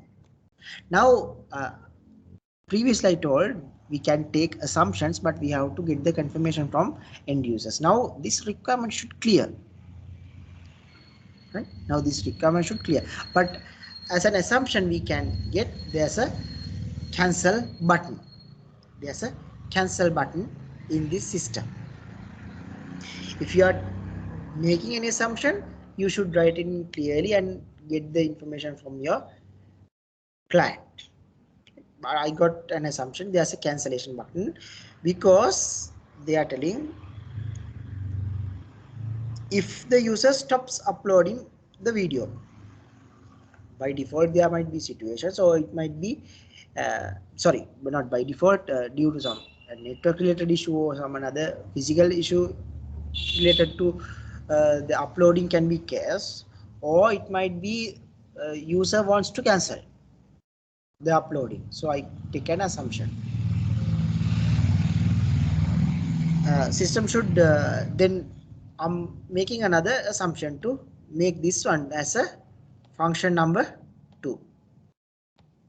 Now system should allow the end user to cancel the upload. System should facilitate the user to cancel the function. Cancel the uploading. That's my functional requirement number 2. Then system should keep uploaded part in the system database. Right? Now this is another functional requirement. Functional requirement number 3. What is the functional requirement number 3? Whenever user starts, system should facilitate the end user by starting, or when it is starting video uploading, each small part should store in the database. That's the functional requirement number 3. It's a functional requirement. Each and every bit should store. Data is transferred as packets. So once you are uploading, the entire document would not upload. It uploads as a small chunks. So what's this requirement mentioned? Whenever user or the system, so end user click this upload button, it starts the uploading the video file into the relevant system. Then whenever you start the uploading, it should store in a database. That's my functional requirement number 3. System maintenance time has to minimize, hence the system should be available at least this much of time. So this is a non-functional requirement. I have ignored it. Once the system is deployed, then the system should host in this thing and thing. Now how many functional requirements I have figured out? 3 functional requirements. Uploading, system should facilitate upload the file. Functional requirement number 2, system should facilitate the end user to cancel the upload. Functional requirement number 3, the system should store each and every video file once it's starting the uploading. Right?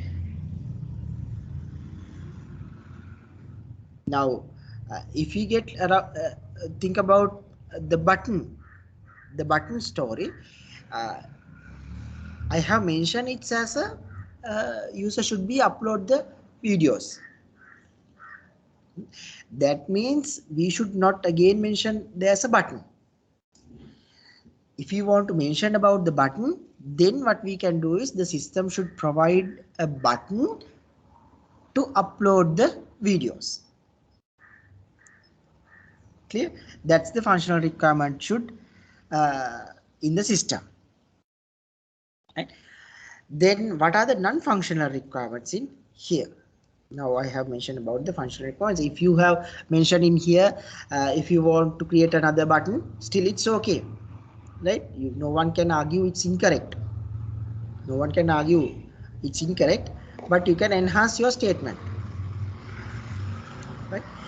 Now we'll see what are the non-functional requirements in here. What are the non-functional requirements in here? There is a upload button. Okay, in here we have to check the speed. System should measure the speed, right? System should find the speed. System should check the upload speed. The system should check the speed. This is my non-functional requirement number 1. And if the upload speed is slow, the system should show a red color outline. Now what's my non-functional number 2? That means my non-functional 1.1. Why it's 1.1? Network is slow. The system network is slow. The upload button should represents in red color. That's my non-functional requirement 1.1. Yes, what's the non-functional 1.2? If the system is fast, then upload button is in green color, outlined in the green color. That is my non-functional requirement number 1.2, right? Then what is the other requirement in here? This is green color. System should upload part of the database. We have discussed about that. System maintenance time too has to be minimized. Now they are telling system maintenance should be minimized. Hence, system should available at least 99.99 uptime. It's another non-functional requirement. That is my non-functional requirement number 2. System should available at least 99.9 uptime. 99.9 uptime. Now that means your uptime is 99.9. That means system maintenance has to be minimized. This is the same sentence described in numbers in here. Same sentence described in here.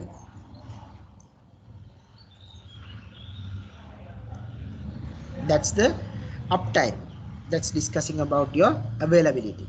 System should available at least 99.9. There's another requirement. The system should have implementation of SSL security certification. If you don't know about this SSL, still it's okay. They are telling about security. Security certification. They are discussing about security. What is this security? Another non-functional requirement. Non-functional requirement number 3. System should implements with the SSL security certification.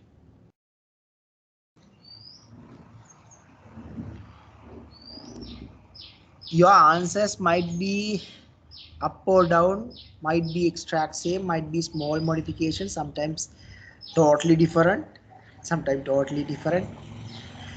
I think now you are very clear, very well understanding about this functional requirements and non-functional requirements. What is a functional requirement? What is a non-functional requirement?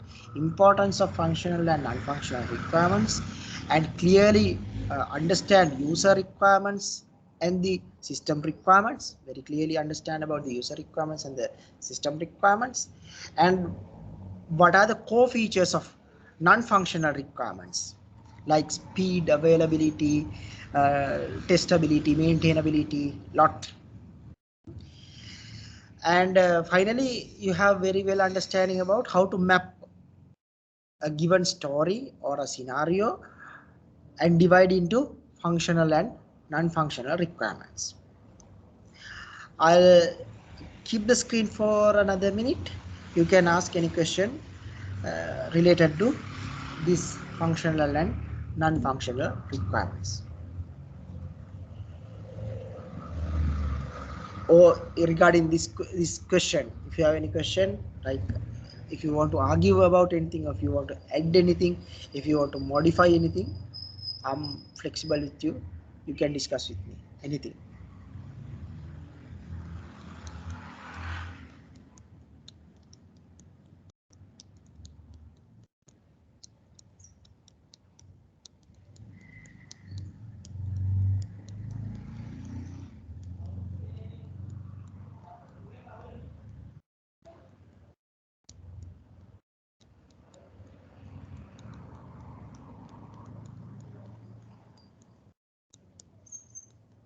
Right. If you don't have any question, we'll take a break of 10 minutes, and we'll start project management methodologies. So it's 10:48. We'll get 10:50. We'll come to the seat 11 o'clock. I'll give today 12 minutes, right? We'll come to sit at 11 o'clock. Meanwhile, if you have any questions, you can ask in the break time also. I'm here with you. You can ask any question.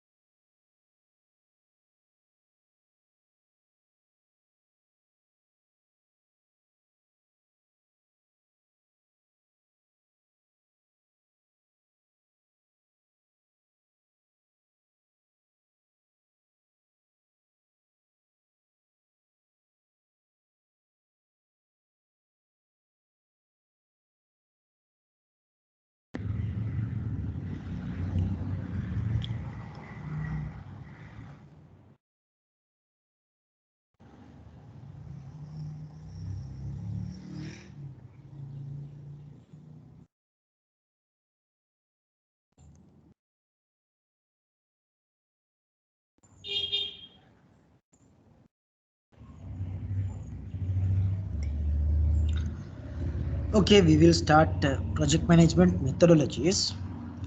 This is like a little bit lengthy lesson, so I won't able to complete this today itself. So you might get another 2 hours after completing today. So that means next day around. Next day we will complete, and today we will try to complete majority of the parts except red.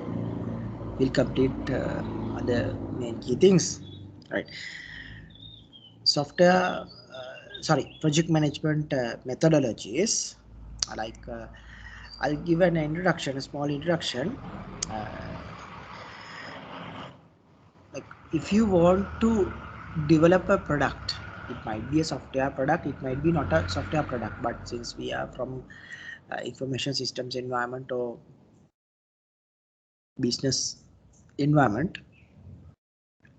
we want to follow a step by step process to achieve our targets successfully. We want to achieve our target successfully. As common restrictions, time, scope, cost, and resource management, everything is there. So it's kind of overwhelming process to achieve all the things at the same time and completing successfully and deliver the product successfully to the client with minimum bugs, and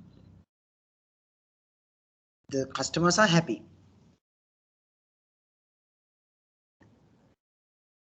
To achieve this target, to achieve this goal, this very hard target, there should be a mechanism or a method from manager's perspective or project manager's perspective to achieve this goal. These methods are known as project management methodologies. There are different project management methodologies available in the world, which is fit for different business requirements. According to the business requirement, according to the requirements, according to the solution that we are trying to deliver, by concerning about those things, by concerning about the things that affect for the final product, we have to select most appropriate methodology. You have to select the most appropriate methodology.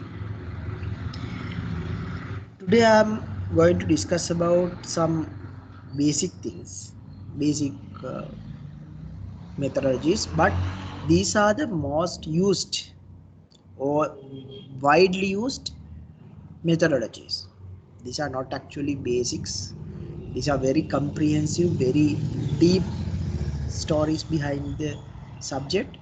So we will go to some extent and understand up to like rough understanding we'll get. And if you like to deep dive, it's in your hands. You may search, you may find anything. Some references are in my slides. I appreciate if you can visit those slides, those reference links, and if you can learn more. Now, what are these software methodologies? Like waterfall, agile. Under the agile, there are different frameworks available like Scrum, Kanban, Red, like this. And Six Sigma. This is another aspect in project management methodology. So basically, I'm going to discuss about these methodologies. So if you speak about waterfall, Scrum, Kanban, Red, Six Sigma, that means we are discussing about around 5 software project management methodologies. But there are more. There are more project management methodologies available. We will discuss about these software project management methodologies. waterfall model. This is a sequential method. This is a sequential method. Last week I have introduced you this waterfall model, and I have discussed about up to some extent a small understanding about. Now you know what's waterfall. You have some basic understanding about what's the force of waterfall model.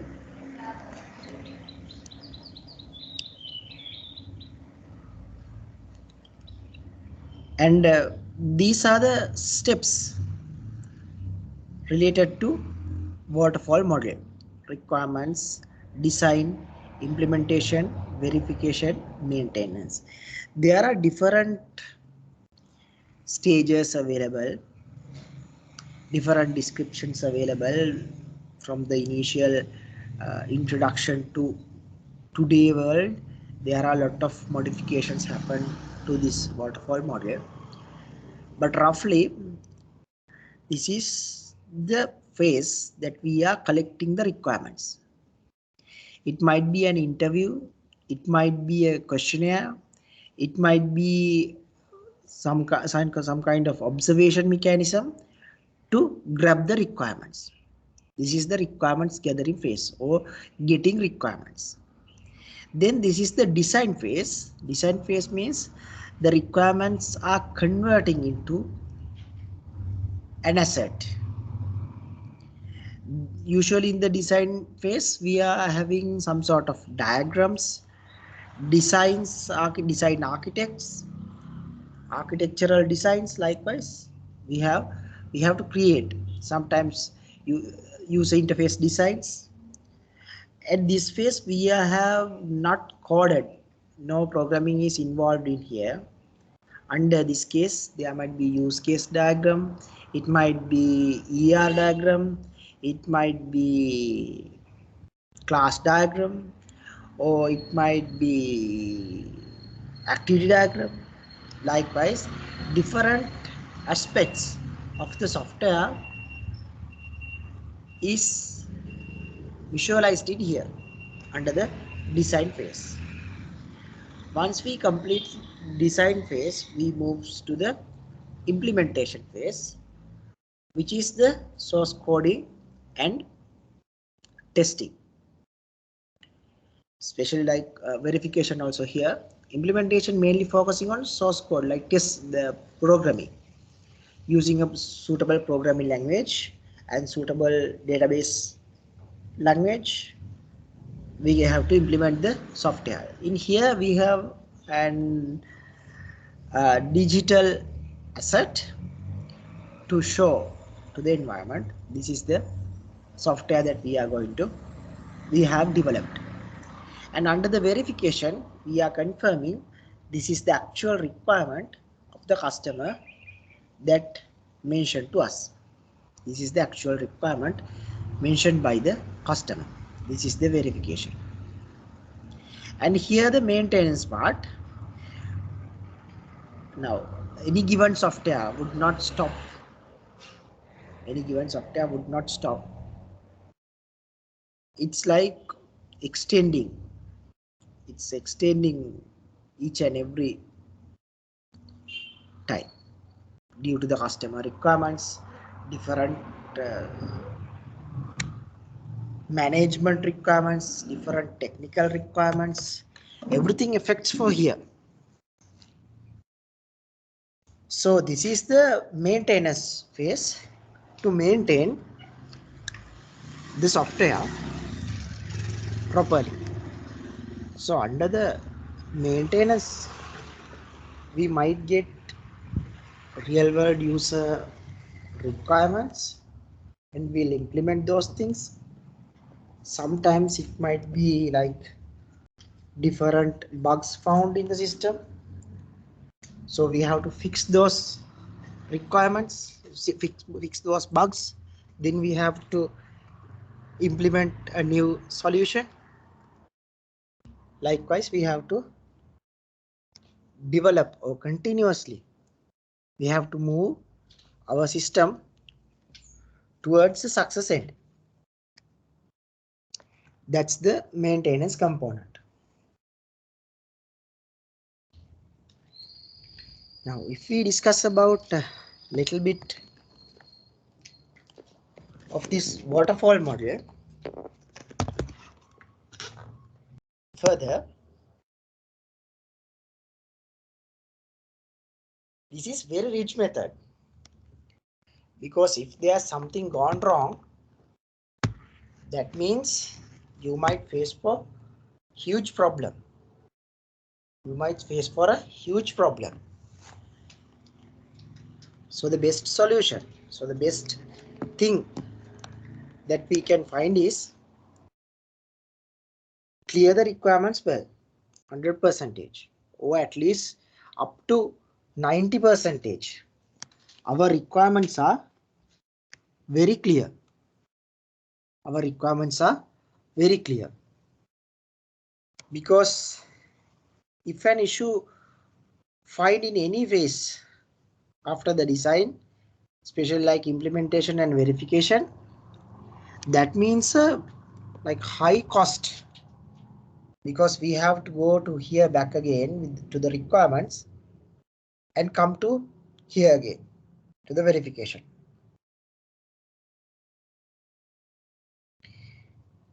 That's why this process is very tight process, very hard to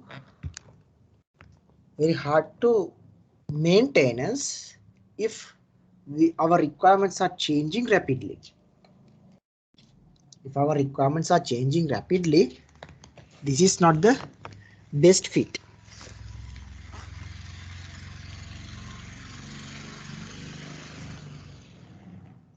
And this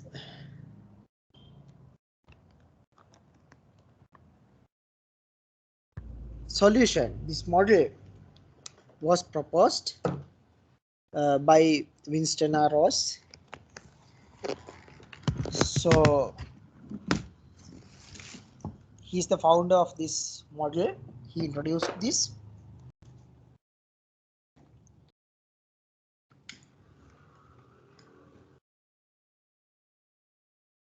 And even in the initial phase, even in the initial introduction, he introduced a lot of things.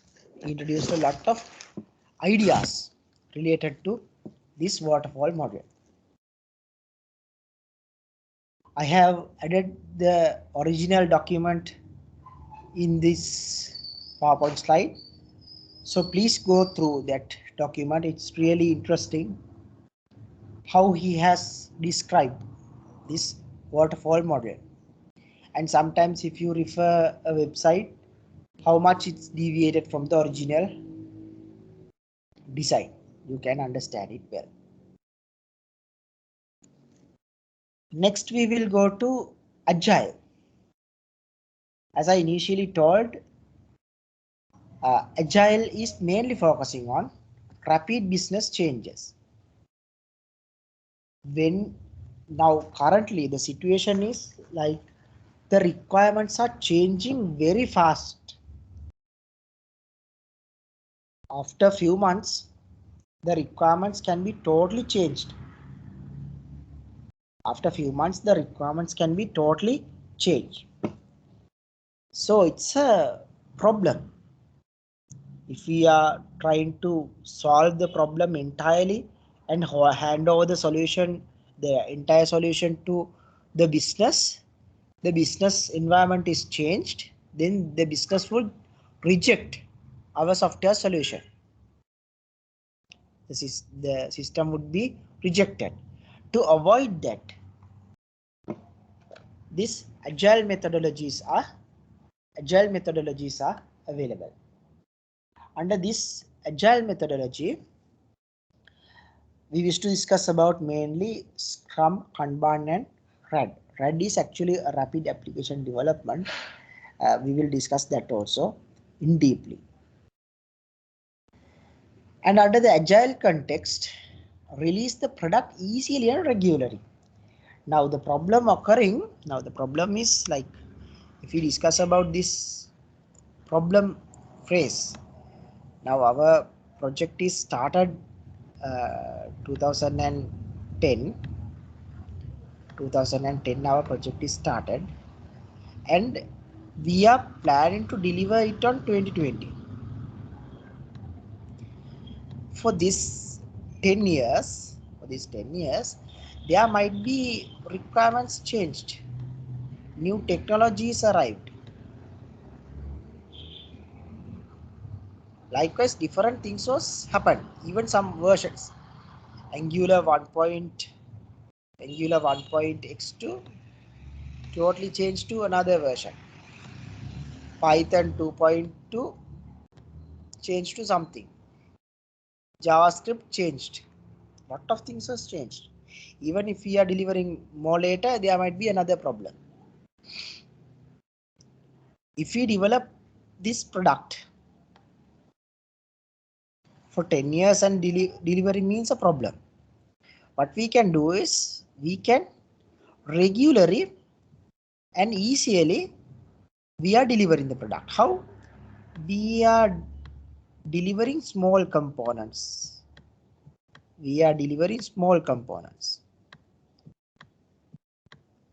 With the timeline, and we can get this solution in 2020. It's okay, but meanwhile what you have to do is you have to deliver small components.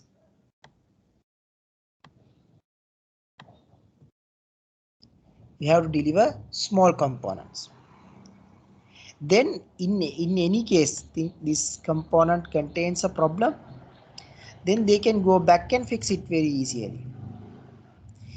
If the problem occurs in here, the software is delivered in here 2020, you have to come far back and fix the problem. To avoid that problem, regularly we are delivering small components, and it's easy to understand to the customers and the development team too, because we have only very small task, micro task, easy to manage, very easy to manage. We are concerning about a small scope.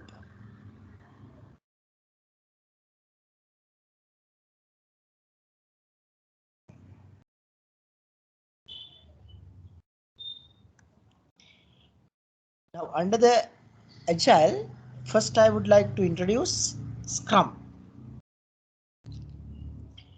This is like a buzzword in current world.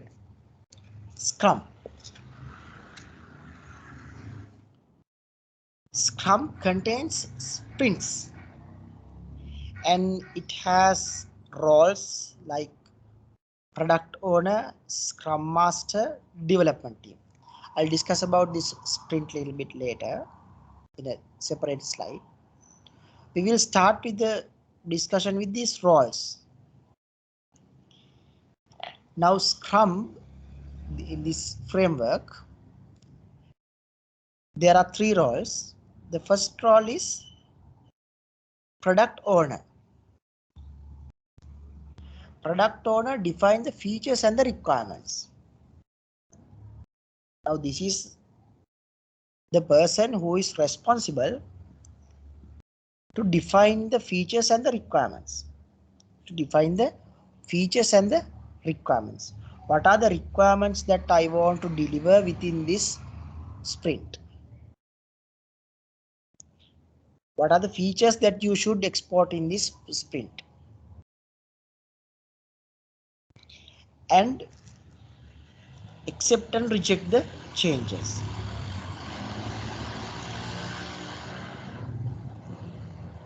Accept and reject the changes. Now you have developed a software product, very small software product, and you are delivering it to your product owner. Then your product owner will tell, this is the extract solution I have requested from you. Or it might be rejected. No, I haven't asked this solution. I have asked something else.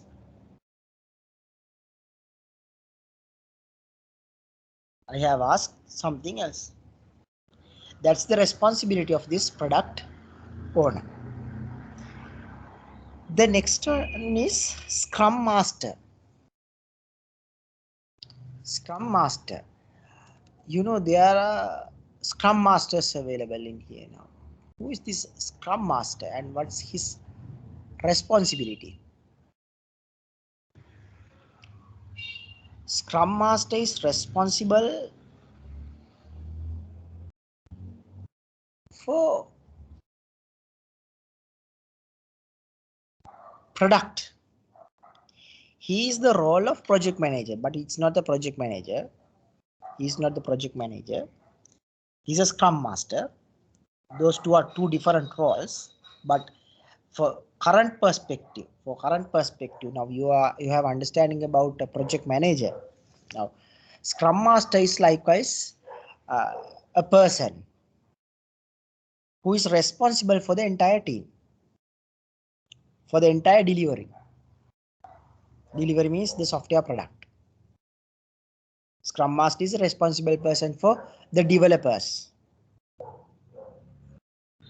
how the development product is moving. So that's the role of this Scrum Master. And development team. These are the usual software developers that is developing the software.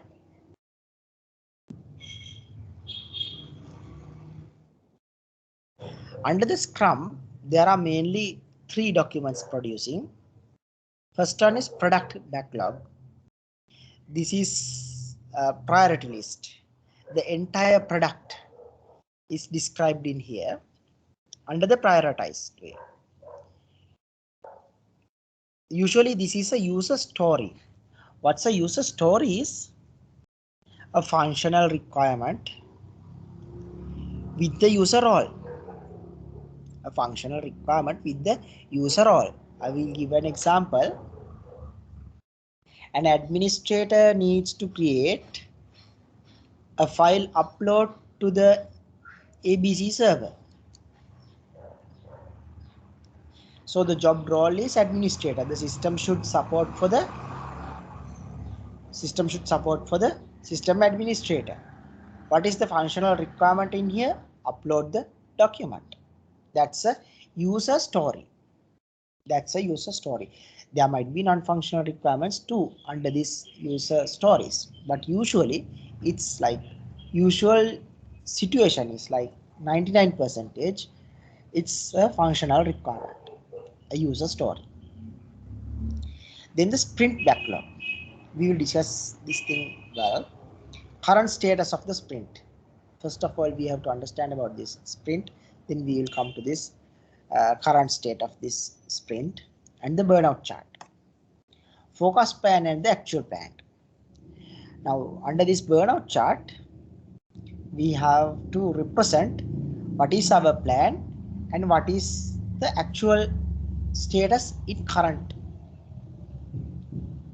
We will discuss now these things a little bit deeper. Sprint.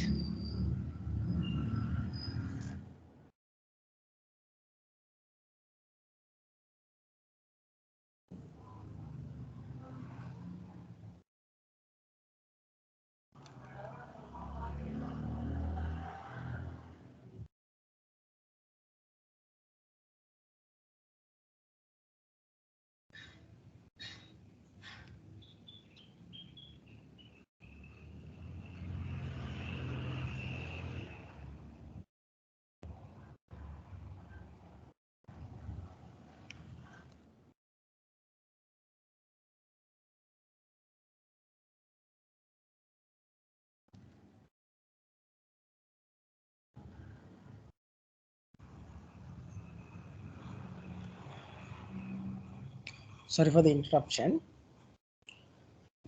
Sprint. We will discuss about what's a sprint. They are fixed length events of a month or less to create constantly. A new sprint starts immediately after the conclusion of previous sprint. Now what is this? Sprint is a time chunk or a time slot, fixed length events of 1 month or less. So sprint is a time duration for fixed length of events. That means you are clearly defined how many events happen in this time period. 1 month or less. The time duration is the duration of this sprint is 1 month or less. Usually it's 2 to 3 weeks. Sometimes they are interpreting like 2 to 4 weeks. But what I have realized is 2 to 3 weeks is the industrial usage. That means within this we will get 3 weeks of the sprint. Within these 3 weeks you should be able to complete these tasks or these events. So sprint is a fancy name for this story.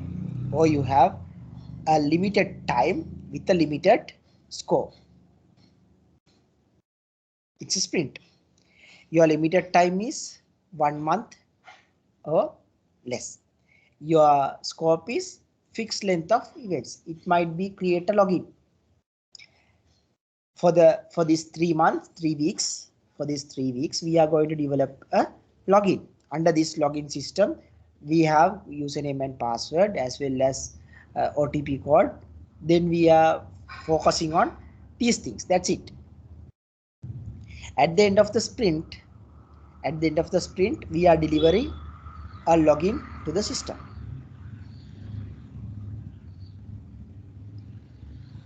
A new sprint starts immediately after the conclusion of the previous sprint. Now, a software product is not complete within 1 month. This is the 1 month time. After 1 month, it's evolving. So in here, this is the place that we have completed our sprint. Our sprint is completed in here. Now what we are going to do? We are immediately starting our next sprint. This is another sprint. Immediately we are starting after end of this sprint. It might be another month.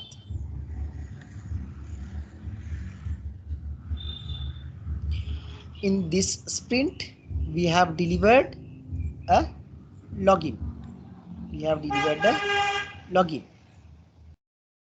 And in here, we are planning to have a recovery, a system recovery.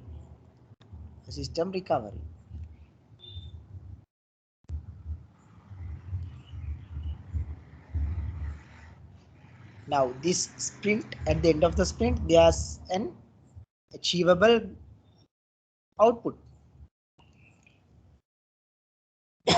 What is the advantage?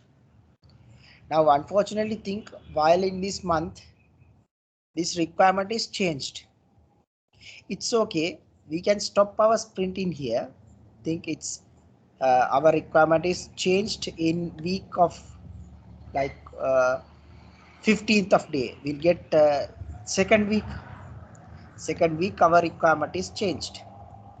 Now immediately we can start our next sprint. This sprint is initially planned for 1 month, but requirement is changed. So this sprint will get S1 is stopped from here, the requirement change in here, because we can work on this fixed length of events. If the events are changing, sprint is changing automatically. Then in the second week onwards, we have another sprint S2. Then we work on this sprint. Now initially for the first requirement, our customer is told I want to create username and password with the OTP. Now we have developed 2 weeks of work. Our customized requirement is changed.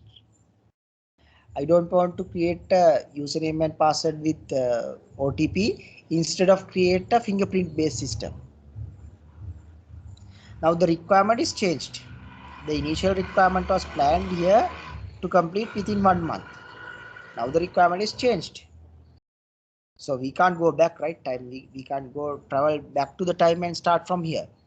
Immediately we stop the sprint and we start another sprint and we move towards with the fingerprint. This is new requirement. What is the advantage?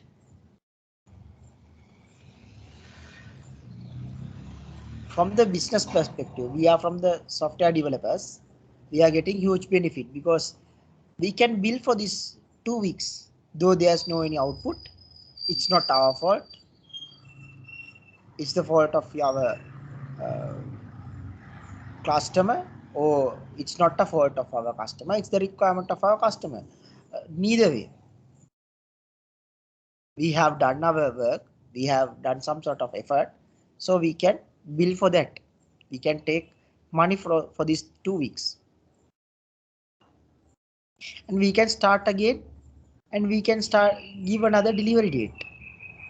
If there's no sprint, we have promised to complete within 1 month.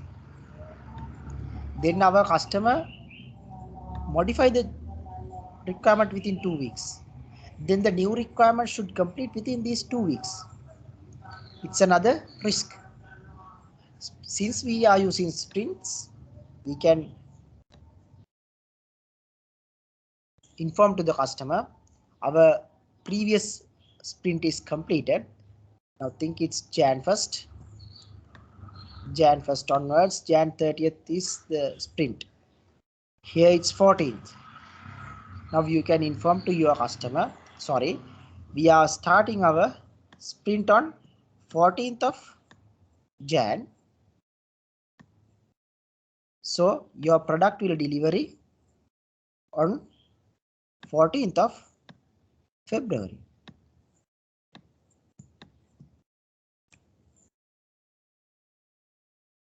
We have built for this time slot as well as this time slot, and we have minimized the risk of this 2 week urgent requirement. Now what is the benefit for the sponsor?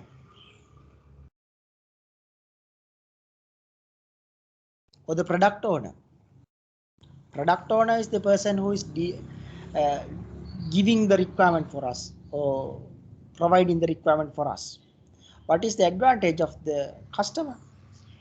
Now, if we go the standard traditional software development methodology, we have to wait another 2 weeks, or the end user would upset, why can't you deliver within 31st? This you have promised to complete within 31st. Why you can't complete within this time slot? Now, as a product owner, I can understand, yes, my requirement was changed on 14th, so it's fair enough to get another additional 2 weeks.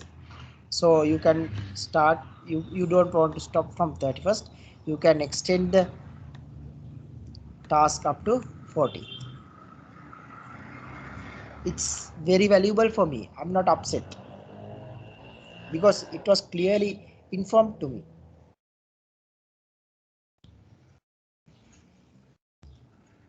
And if I want to change the requirement, immediately I can change. Now think you can start a project while starting the discussion with the director board. We can instruct to the development team, I'm the product owner. I can instruct to the, I'm the product owner. I'm instructing to my development team, you may start the product. I have instructed on Jan 1st. Okay? Jan 1st. And Jan 3rd, the requirement was refined with a small modification. A very small modification. Think it's a username, password, and password characters should be more than 8 length. That is the final conclusion. That's the only modification. So I have saved 3 days. If we started on 3rd, our product would deliver on 3rd of Feb. Now, since I have took the decision to instruct to the development team, start the product now. So Jan 1st is the starting date. So they would deliver the product on Feb 1st. As a product owner, I would get the profit for this additional 3 days. Sometimes it's 3 lakhs or 3 billion. Delivering a product earlier as possible means we are getting more profit.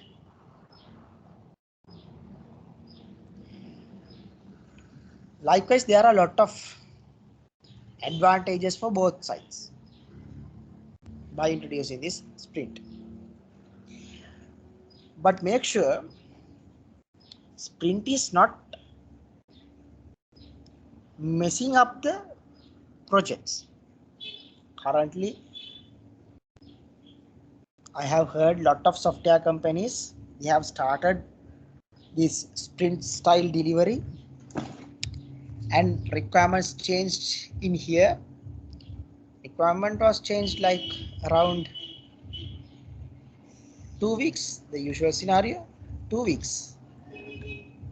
And still your project manager or the scrum master is struggling to deliver the product on 31st. That is not the agile, or that is not the sprint. That is not the proper solution. That is not the scrum. It's a fixed length of events. So you should understand fixed length of events. You can't add or remove the events here and there time to time.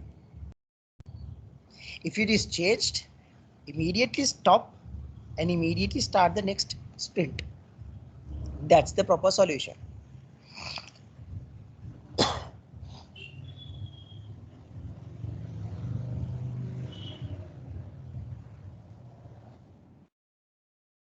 For a successful sprint, there are activities. I have mentioned about only 2: sprint planning and daily sprint. Successful sprint is mainly focused on the sprint planning, though it's just very small duration. It might be 1 month. 1 month means there might be around 20 working days, plus or minus 1 or 2. There might be 20 working days. For a given worker, it might be per day it's 8 hours. That means 160 hours per month.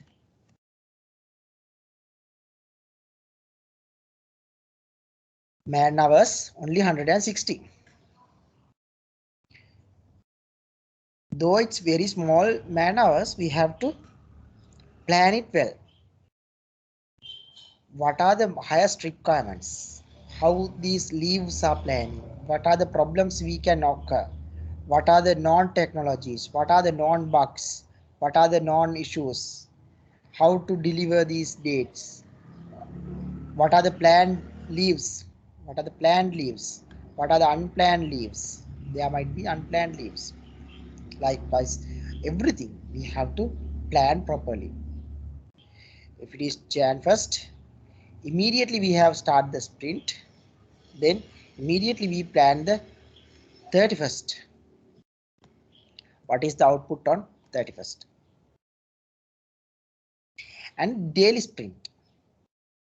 Daily sprint means each and every day we follow the development team.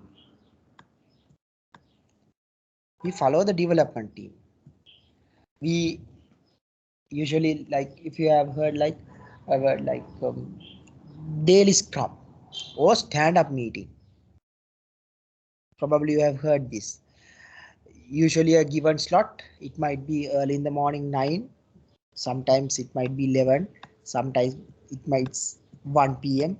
It depends on your project and your time frame and the convenience of your project team.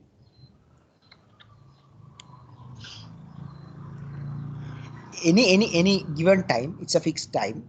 Each and every day we will get 11 a.m. Every day. We are taking a 15 minutes to discuss about the status of our current sprint, the allocated work, the percentage. What you have to do is you have to stand up. It's a stand up. You have to tell my task is this thing and I have completed this much of percentage. Now each and every day the Scrum Master would ask to introduce your schedule. So what you have to do is you have to tell, I am currently allocated to login system. I have created username and I have completed validation. That means 50% completed. I just have to complete password section. It might get another 8 hours of work.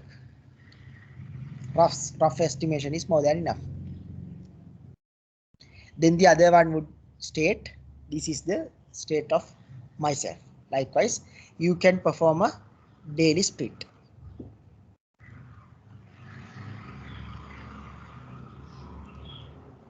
Now this is a sprint. It's a lengthy process, and for the smallest thing, we are performing daily sprints. So daily wise, we are checking our progress is according to the planned progress.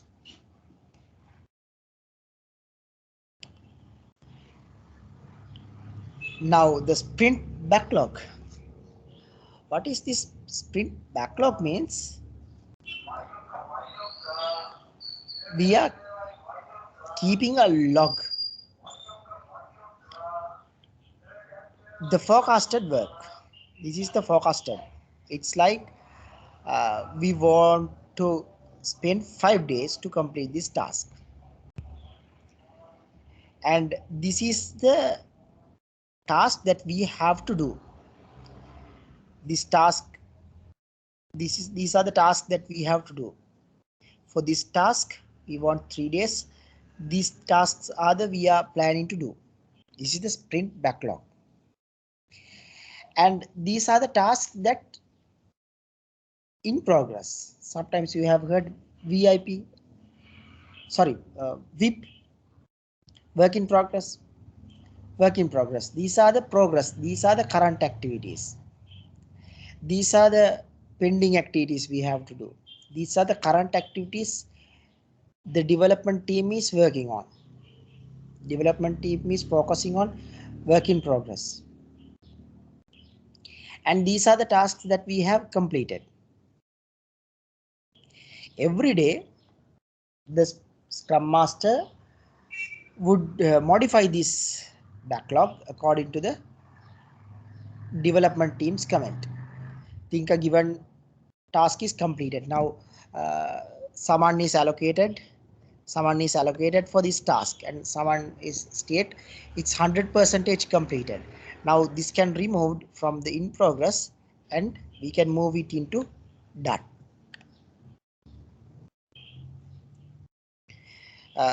Think another person is telling like his work also, this one is completed. Then remove that one and allocate it to here. Then this someone will get someone, will allocate another task from here to someone.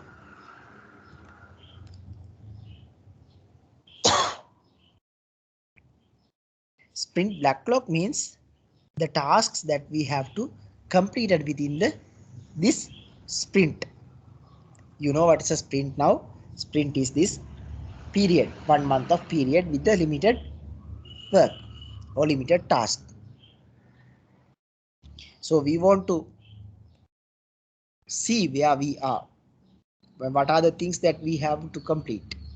So this sprint backlog is a nice visualization board that represents everything related to sprint in the current sprint, the status. It's like a big picture of this current sprint.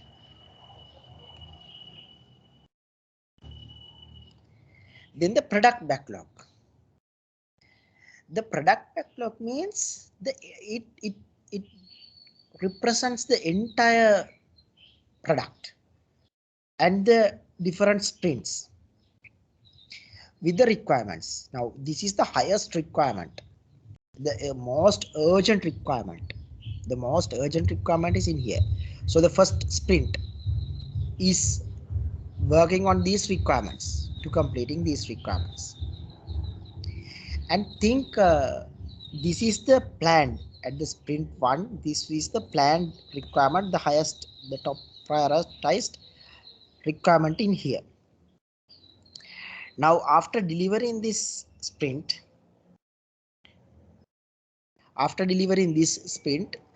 you might realize this requirement is more worth, than this one. So what we can do is we can push this to here, and this requirement moves to down, this requirement moves to down, this requirement moves down, and this requirement jumps into the new sprint accordingly. That's the point. This requirement jumps to the next sprint. We can't entertain the new requirement in here, the sprint, because we have planned the sprint 2 and 3, and the requirement plan is like this. If a new requirement is in here, then what you can do, you have to push everything to the next, and vice versa. That means now this requirement is not required furthermore. After delivering these requirements, you have realized the product would not require these requirements. What you can do is you can upward this to here, this to here, this to here, and another sprint requirement would move to the next sprint. That's the value of this sprint backlog. We have this, sorry, the backlog, the product backlog. This is the overview. This is the overview of entire product. This is the overview of the entire product.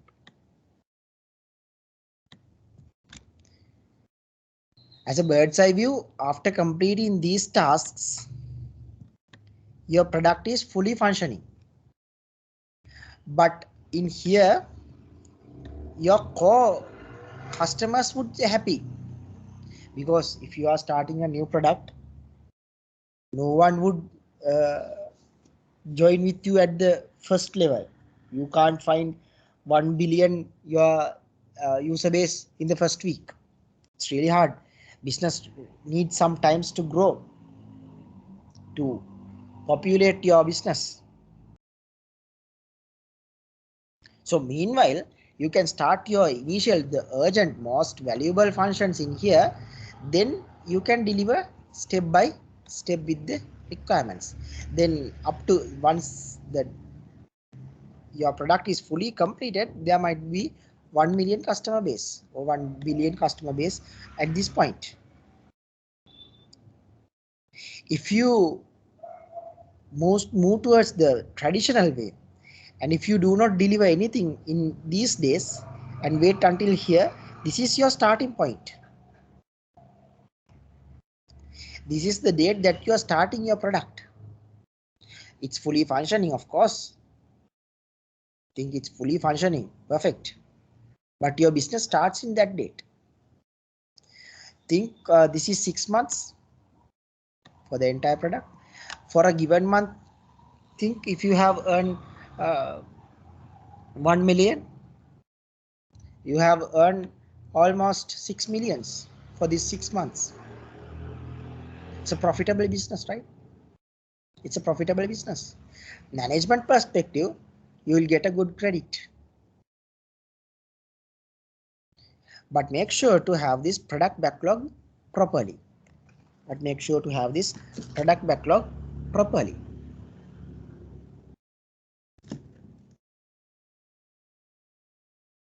Next, burnout chart. What is this burnout chart is? This is the actual effort and estimated effort. Now, once you are starting a product, starting a software product, think as a software product, you might require 80 man hours. 80 man hours. Okay, 80 man hours. While it's with the time elapsing, you don't want 80 man hours because we have completed some tasks. The time would less. Now I'll give an example. If you are starting to create a login system with a username and password, if you have completed, like I have initially think about username and password, right? Now initially you might think I want 30 days. Think 30 days to complete. You have fully effort, you have given your fully effort, and you have completed, you have divided into 30 tasks, and you have completed your first task, the first day perfectly. So in the second day, you have only 29 days effort. If you have completed that 29 days work, that means you have complete another day, then you have only 28 days effort. Now here sometimes it for the 15 days you have completed your username component. Now you just want another 15 days of work to complete your password. Think it's very unrealistic, but for the dates I'm telling about, it was easy to understand. Now this is only 15 days work, and if you have completed everything in like 7 days, you have another 7 days for testing.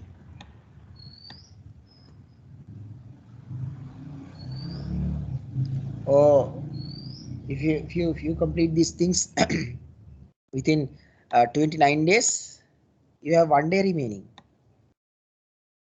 somehow. This is your plan. You are planning to complete the task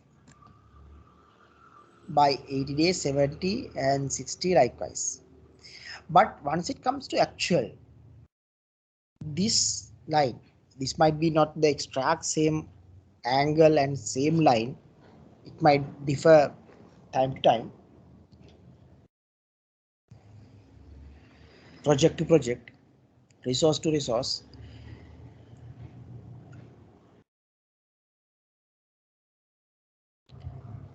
But somehow this burnout chart would not perform exactly same like this. Now what is burnout chart? The tasks that we are completing in this sprint. The tasks that we are completing in this sprint. Simply, this is the planned line or the estimated line, but this is the actual. Initially it was 80 days and it arrives like 40 days. There's a small gap in between. Then all of a sudden, like there's flat. Effort was like fixed. No effort change. No effort change in this duration. It might be some urgent situation. The user is left for a company for uh, like this is a half day and this is another half day. So no effort changed. But in here again back to the work and completed the work in the planned time. This is really hard. Extract same start and extract same end in the product world. It's really hard because it's adjusting time to time based on the requirements and based on the development team, how they are working on the product.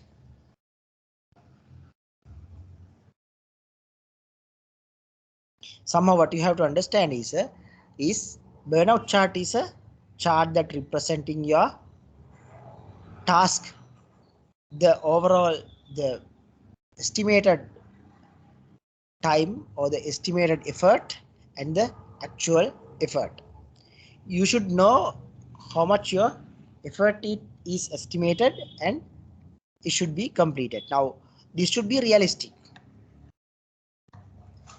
This estimated effort should realistic. Now if you have draw a line this would be highly unrealistic. Day 2 will complete this thing. It's unrealistic. Or if you plan for like here to another 2 years, it's unrealistic. As a manager, you have to be realistic and you have to understand what would be the estimated effort.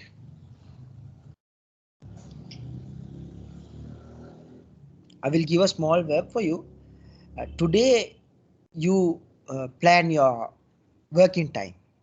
How much effort that you are planning, how much hours that you are planning to complete. Or not for this week. Today 1 to night 8. Evening 1 to 8. There are 8 hours. You estimate your learning hours. How much time you are drawing this on and draw the actual. It's a small activity you can do and you can understand how the behavior. Individual's behavior is the company behavior. That's the statement. So individually your actual and estimated is highly deviated. That means your company would at risk.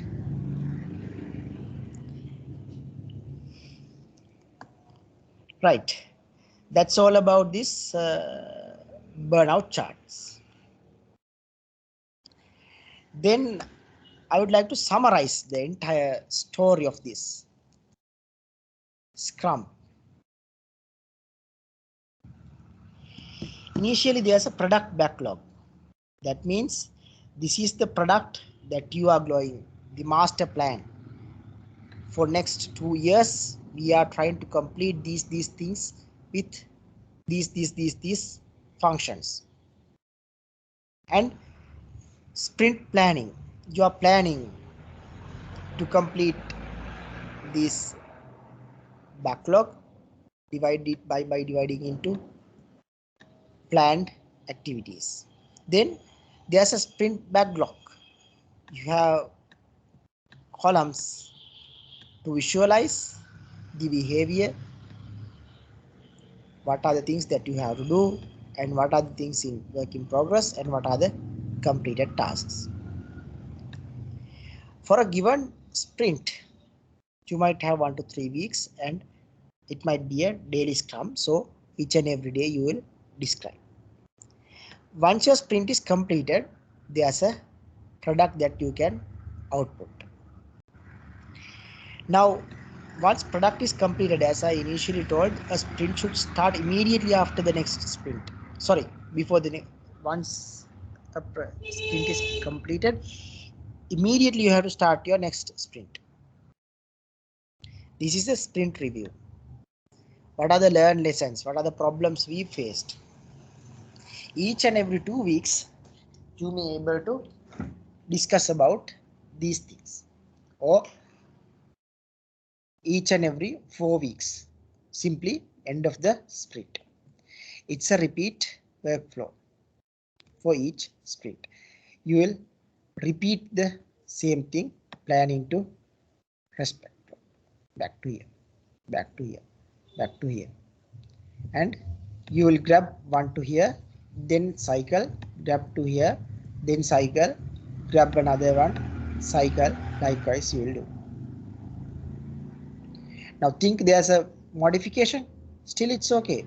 You will add to backlog, then your product owner would tell, no, this should be the highest prioritized, so get into here. Then it's in here, everything is down back again.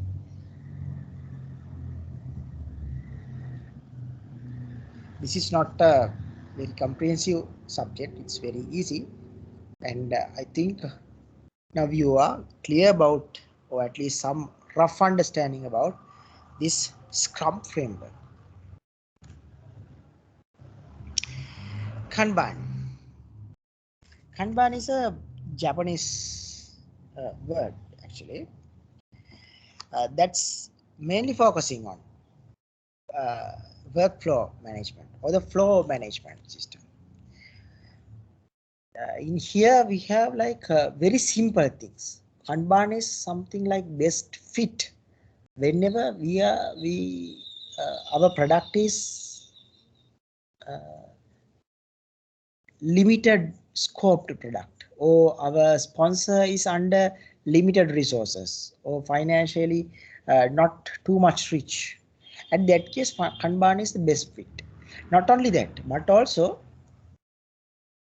your task is not disturbing to you. It's like relaxed working environment, Kanban. Very relaxed environment. There's a small video. We'll watch this sometimes. Now you are sleepy. We'll watch this small clip. It's around 2 to 3 minutes. We'll watch this and come back again.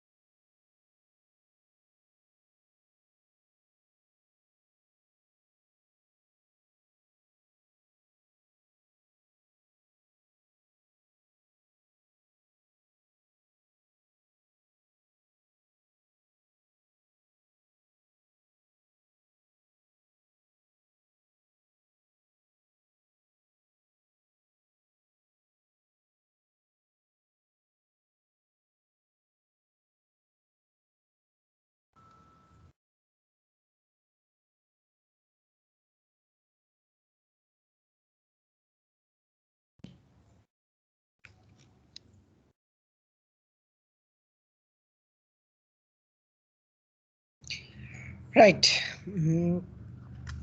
Now I think that video provides some understanding of this Kanban mechanism or the framework. Let me give some more comprehensive understanding about this. Now you may see like a common storyboard like here. This is the state that we are starting our Kanban board, and these are the time slots that is allocated, and these are the tasks that we are completing. Different cards are there, so each and every card represents a responsibility with the responsible person. That means who is the developer or who is the tester. Usually there are different colors available for different people. Even if it is a digital Kanban board, you can assign a different color for you. So you have different cards. So what you have to do is you have to adjust these cards according to your requirement. Usually the common phrases are like in progress and completed, to do, work in progress and completed. So these tasks are like common, and what you can do is you can find an online tool. There are a lot of online tools freely available and open source, so you don't want to worry about that. You may use any tool and try by yourself a small Kanban board to plan your work. Even now you are doing a small project, right?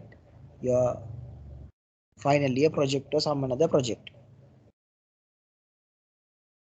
At that case, you can have a small Kanban board, personal Kanban board, and you can personally track yourself. That is not the perfect, but for learning. You will realize then you have some sort of hands-on experience on this Kanban board. Now, that's the thing that I want to deliver for you. Now, we will do like today another new thing. We will do a small activity, a group activity, in class activity, because I want to speak with you. Six Sigma. I will allocate 10 minutes, since today there are five people in the team. You each one can suggest a part or the area that you want to search, and what you can do is I'll share a link with you, and you can contribute that document as a group activity, as a group, unless it's like isolated, and you might think like I'm learning isolate, I feel sleepy. Ne? So I'll give 15 minutes, probably, no, not 15 minutes. I'll give 10 minutes. Oh, I'll give 15 minutes. It's okay. I'll give 15 minutes to you, and you have to search it now, and you have to tell as a team. Now you people know each other. You can chat each other, and you can divide your responsibilities, and you have to contribute to that document as an individual person. So we'll do this small in class activity. If you don't like to contribute, still it's okay. Right? I don't care about that, right? It's for you. So basically what I can do is I'll share a link with you in the chat, right? In the chat, I'll share a link.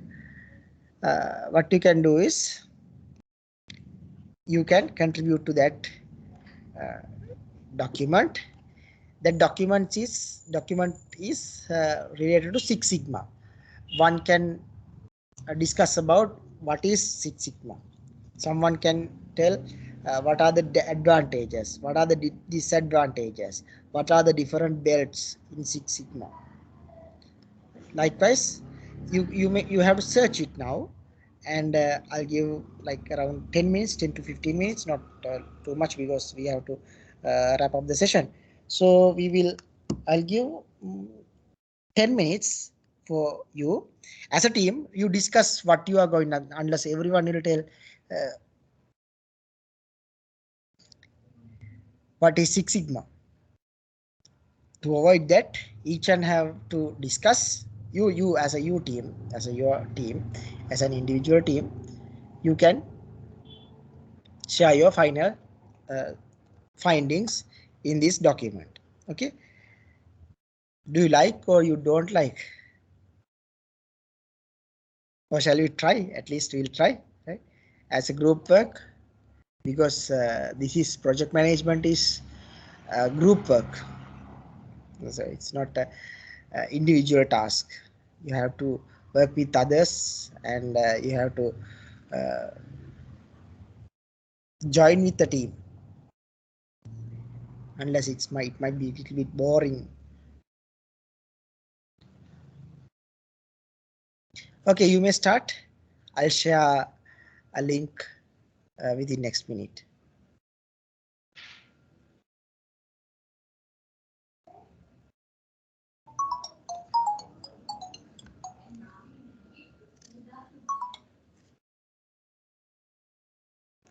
Hello.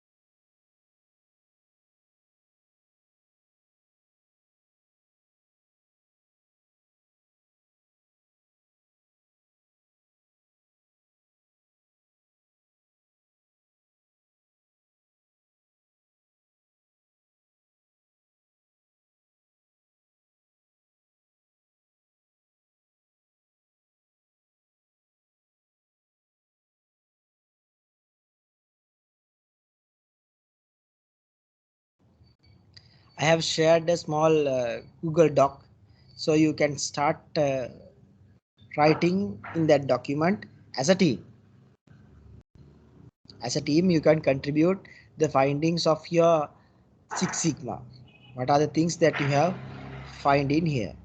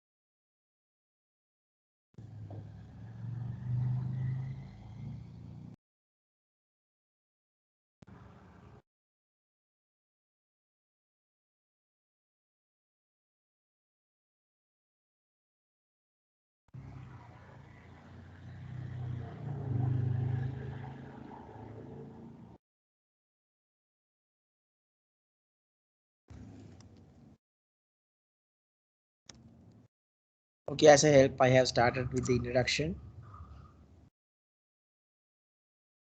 You can contribute now continuously.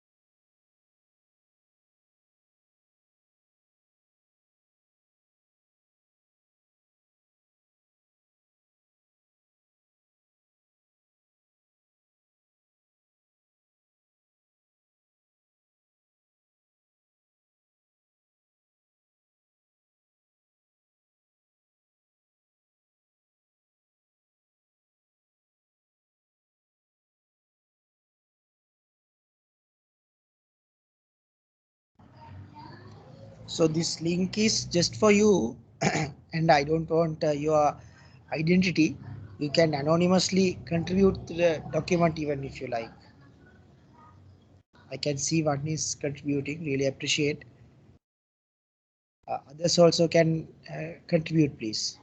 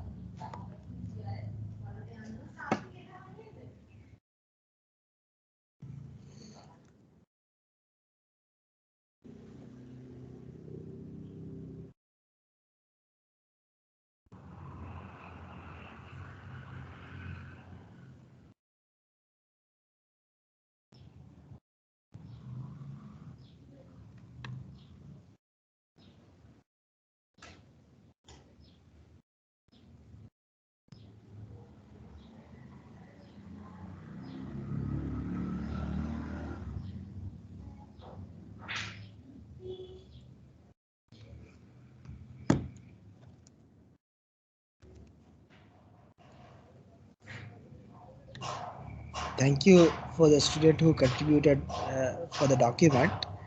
So not sure others are trying to copy paste after writing to the document. So what can I do is I'll keep this link for you, and you can discuss later on and contribute to this document, right? Regarding sometimes you might need more time. I hope some content would added into this document in next week. As an anonymous, it's okay. I don't want your identity. And if you have any questions, now you can ask regarding the today session.